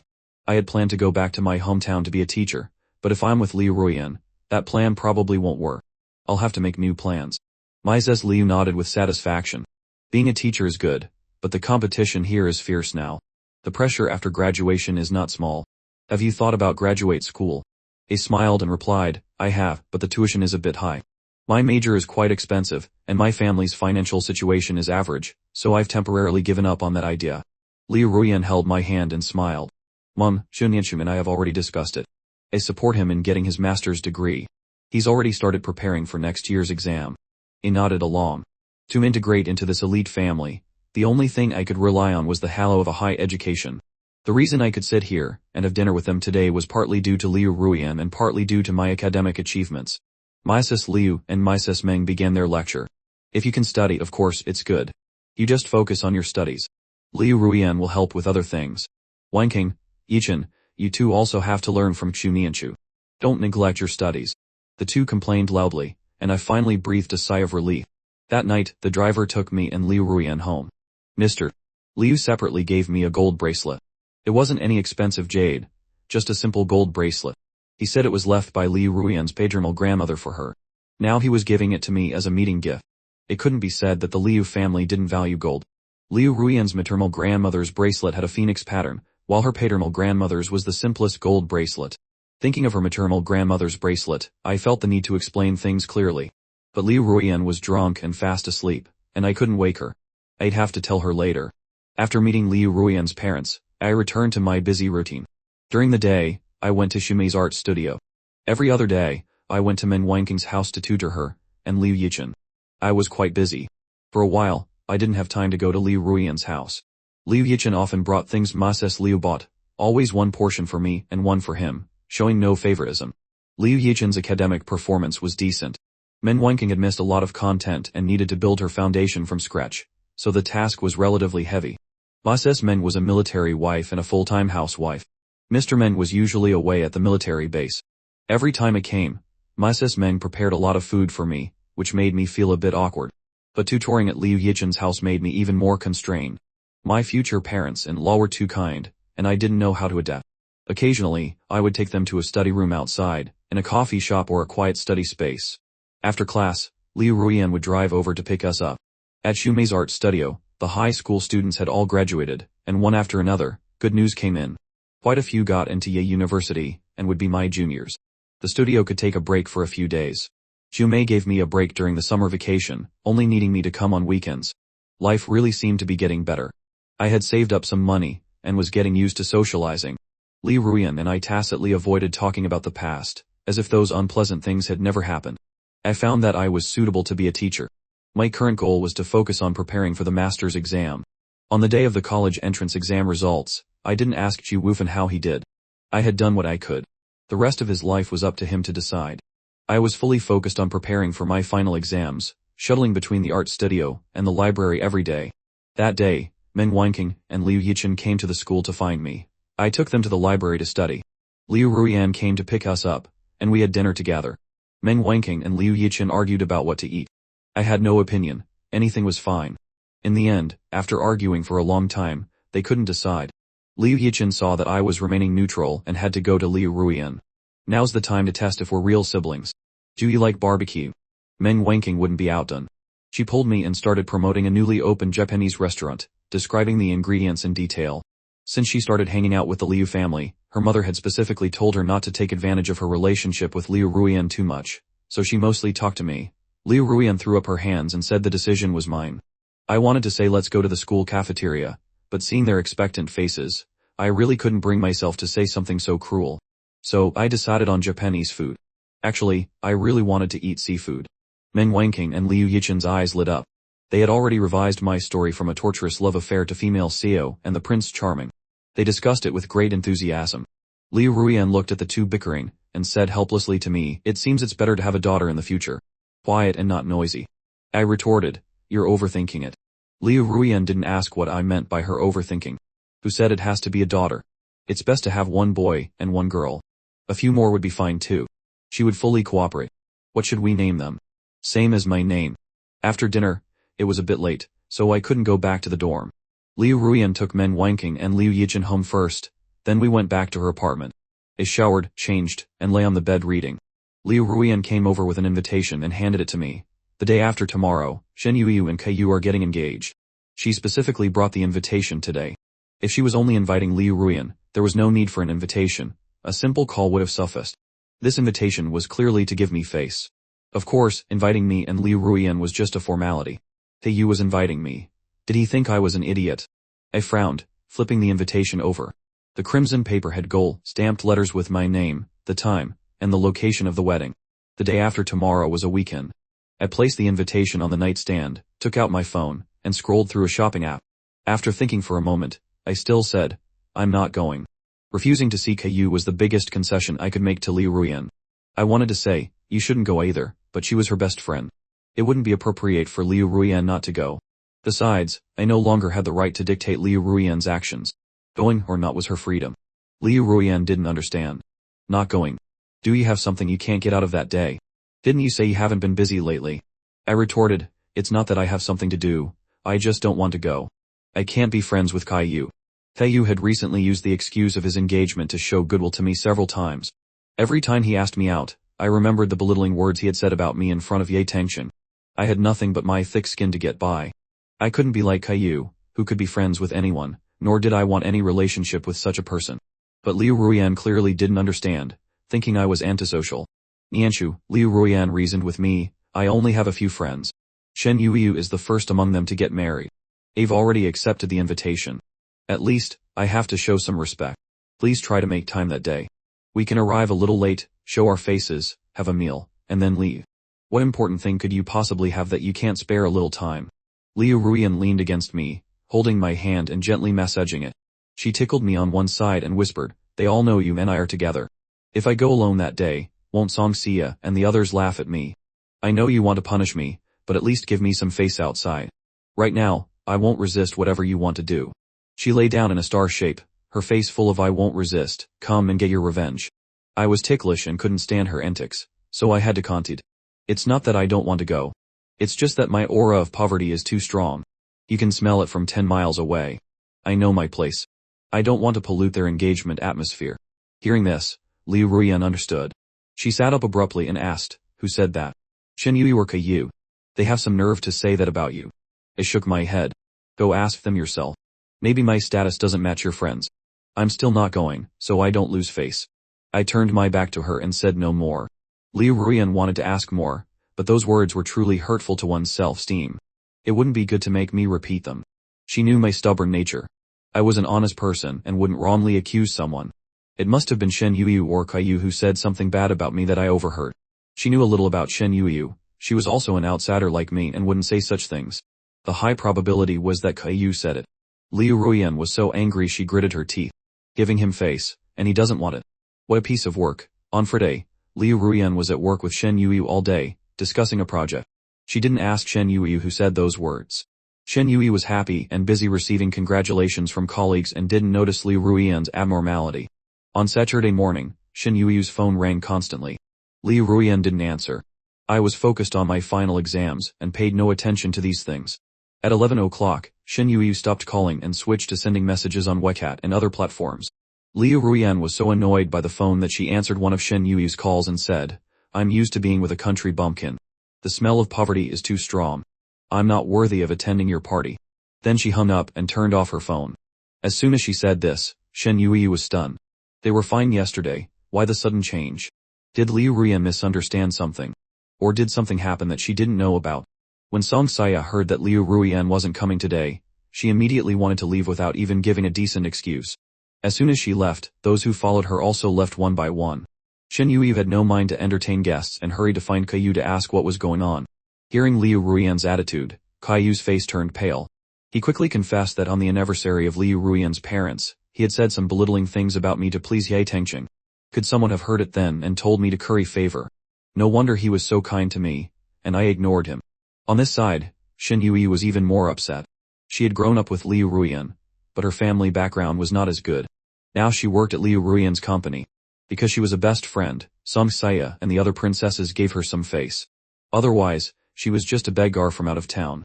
She would never forget the mocking look on Song Saya's face when she talked about entrepreneurs. She didn't want to end up in that situation.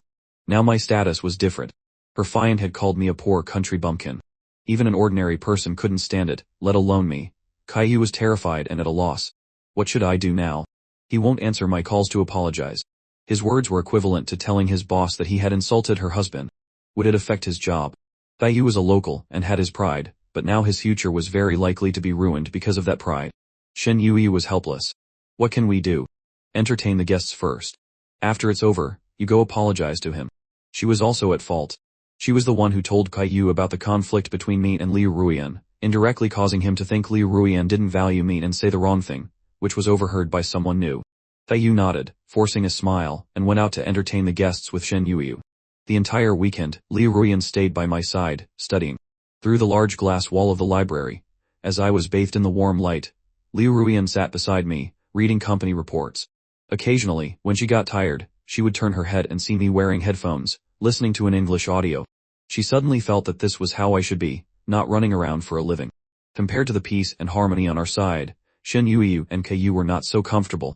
Caillou kept trying to find the perfect excuse to explain this. On Monday, as soon as he got to work, Caillou ran to find Liu Ruian to explain, trying to clear his name. Xiao Liu, don't misunderstand. I really didn't say those things. On the contrary, Liu Ruian appeared quite casual, calmly looking down at the documents in her hand. Caillou became even more anxious. Liu Ruian slowly said, someone must have deliberately caused trouble to make Xu Nianxu misunderstand. My fiancé, Shen Yui, is also from out of town. How could I dislike Xu Nianxu? The fact that you and Xu Nianxu can make up is something I should be happy about. Someone must be jealous of you and deliberately let Xu Nianxu hear those words to crush his self-esteem and make you break up. Caillou found a reason and pushed all the blame onto a non-existent person. Anyway, there were many people that day, mostly friends of Ye Tengcheng. If he insisted he didn't say it, who would dare to point him out? This might have been done by Ye Tengcheng, but he couldn't admit he said those things now. Otherwise, he would definitely push the blame onto Ye Tengcheng and his friends.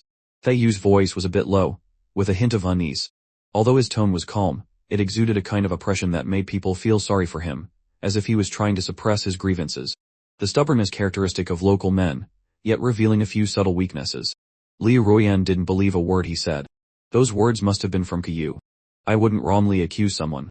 But now that Caillou was engaged to Shen Yui, they couldn't just not see each other. The problem now was how to get me to forgive Caillou. After thinking for a long time, Liu Ruian said with a serious face, let's forget about what happened before. My boyfriend has endured so many nasty words from you. Now his face is like this. If you want to live peacefully, go apologize to Xu Nianxu. If he doesn't forgive you, then in the future, you and Shen Yui better not show up where he is. Caillou was at most a friend's find, but she didn't want to be angry either. Maintaining a superficial peace was her bottom line. Caillou quickly nodded. Even if Liu Ruian hadn't said it, he had to mend the relationship. Otherwise, there would be big trouble in the future. Caillou left the office, his face contemptuous. He curled his lip. I didn't expect a student from a poor region to have such skills, to catch a rich young lady. Back in his office, avoiding his colleagues, Caillou reluctantly picked up his phone to call and apologize to me. He said over and over, who told me I was more capable than him, that I found a better girlfriend than him.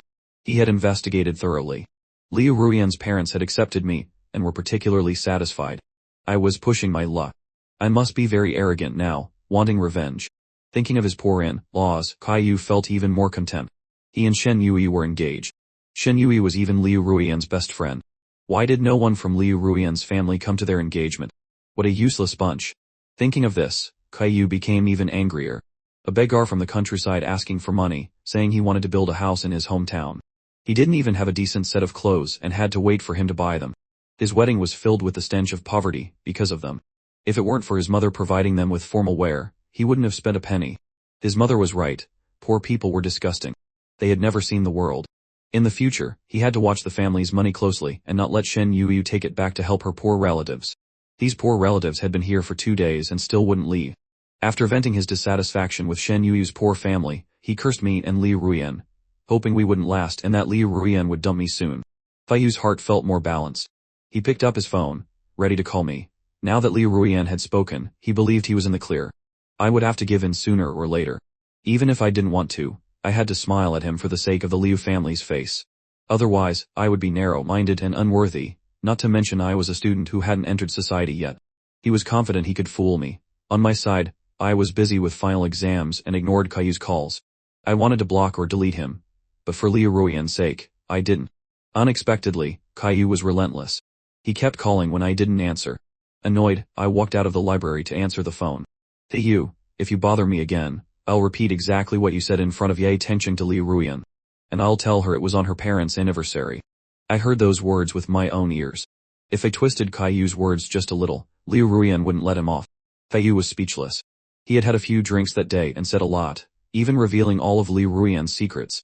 If I and Liu Ruian argued in the future and brought him up every time, he would have no peace. I laughed and said, I was there. Ye Tenching probably knows best. Now that I think about it, the fact that I could hear the whole story that night was probably with Ye Tenching's tacit help. His roommate deliberately asked about his relationship with Liu Ruian. He denied it lightly, and mentioned me. Caillou thought he was playing with inexperienced students, but he was actually being led into a trap by a few students. Ye Tenching knew about my relationship with Liu Ruian. That day, he deliberately emphasized that he and Liu Ruian were boyfriend and girlfriend and said how much Liu Ruian loved him. On the anniversary, Ye Tenching must have seen me too. Liu Ruian's value was not small. He wanted to steal her but couldn't let himself be labeled a gold digger. He could team up with his friends and use Caillou to slander me, conveniently proving his own worth. That way, when Ye Tenching and Liu Ruian got together, it would be legitimate. And I, the greedy poor boy, should quietly exit the stage. A very good plan, but unfortunately, he made one wrong move. He didn't expect Liu Ruian to come find me afterward, not only admitting her mistake but also asking for reconciliation. We were good as new again. Ye Tenching had no way to make him move. For the sake of his reputation, he had to withdraw. Or perhaps he was hiding, waiting for an opportunity to snatch Liu Ruian back. Thank you, I don't care. I warned Caillou, don't try to curry favor with me. From now on, we won't interfere with each other. If you dare to do this in front of me again, don't expect to live in peace. My desire for revenge isn't strong, but that doesn't mean I can forgive and not hold a grudge against your low-handed tactics. On the other end of the line, Caillou was gritting his teeth in anger but didn't dare say anything. He resentfully hung up. Just then, Shen Yui walked in and saw her fiend's distressed look. She hurried over to comfort him. Caillou complained to Shen Yui, I've already humbled myself and apologized to Xu Nanshu, but he's still not satisfied. Just because of a few words, he wants me to kneel down. I've never had to bow down to my parents like this in all my life, yet he's pushing me too far. I was just telling the truth. What else can I do? Liu Ruian isn't even blaming me, but he keeps holding on. What am I supposed to do? Hearing this, Shen Yui was furious. She sympathized with her fiancé and comforted him. Don't pay any attention to his attitude. He's acting all high and mighty before they're even married. Whether it will even happen is still unknown. But these words were unlikely to come true. On the day of the engagement, no one from Liu Ruian's family came. 2 days before, her parents had specifically visited their house. Although they didn't say much, the news her parents brought back was probably related to Caillou scolding me. Liu Ruian's parents liked me a lot. To defend me, they didn't give Caillou's parents any face, even saying Caillou was ill-bred and telling his parents to go home and discipline him properly, declaring they were cutting ties with their family. The college entrance exams ended, and the nationwide process of filling out college applications challenged both schools and parents. These few days, Ye University was bustling with new student recruitment. I received a call from Chu Wufan. He said he had been admitted to Guo University in the first batch. Guo University was right next to Ye University, separated only by a wall. I chose a time to visit.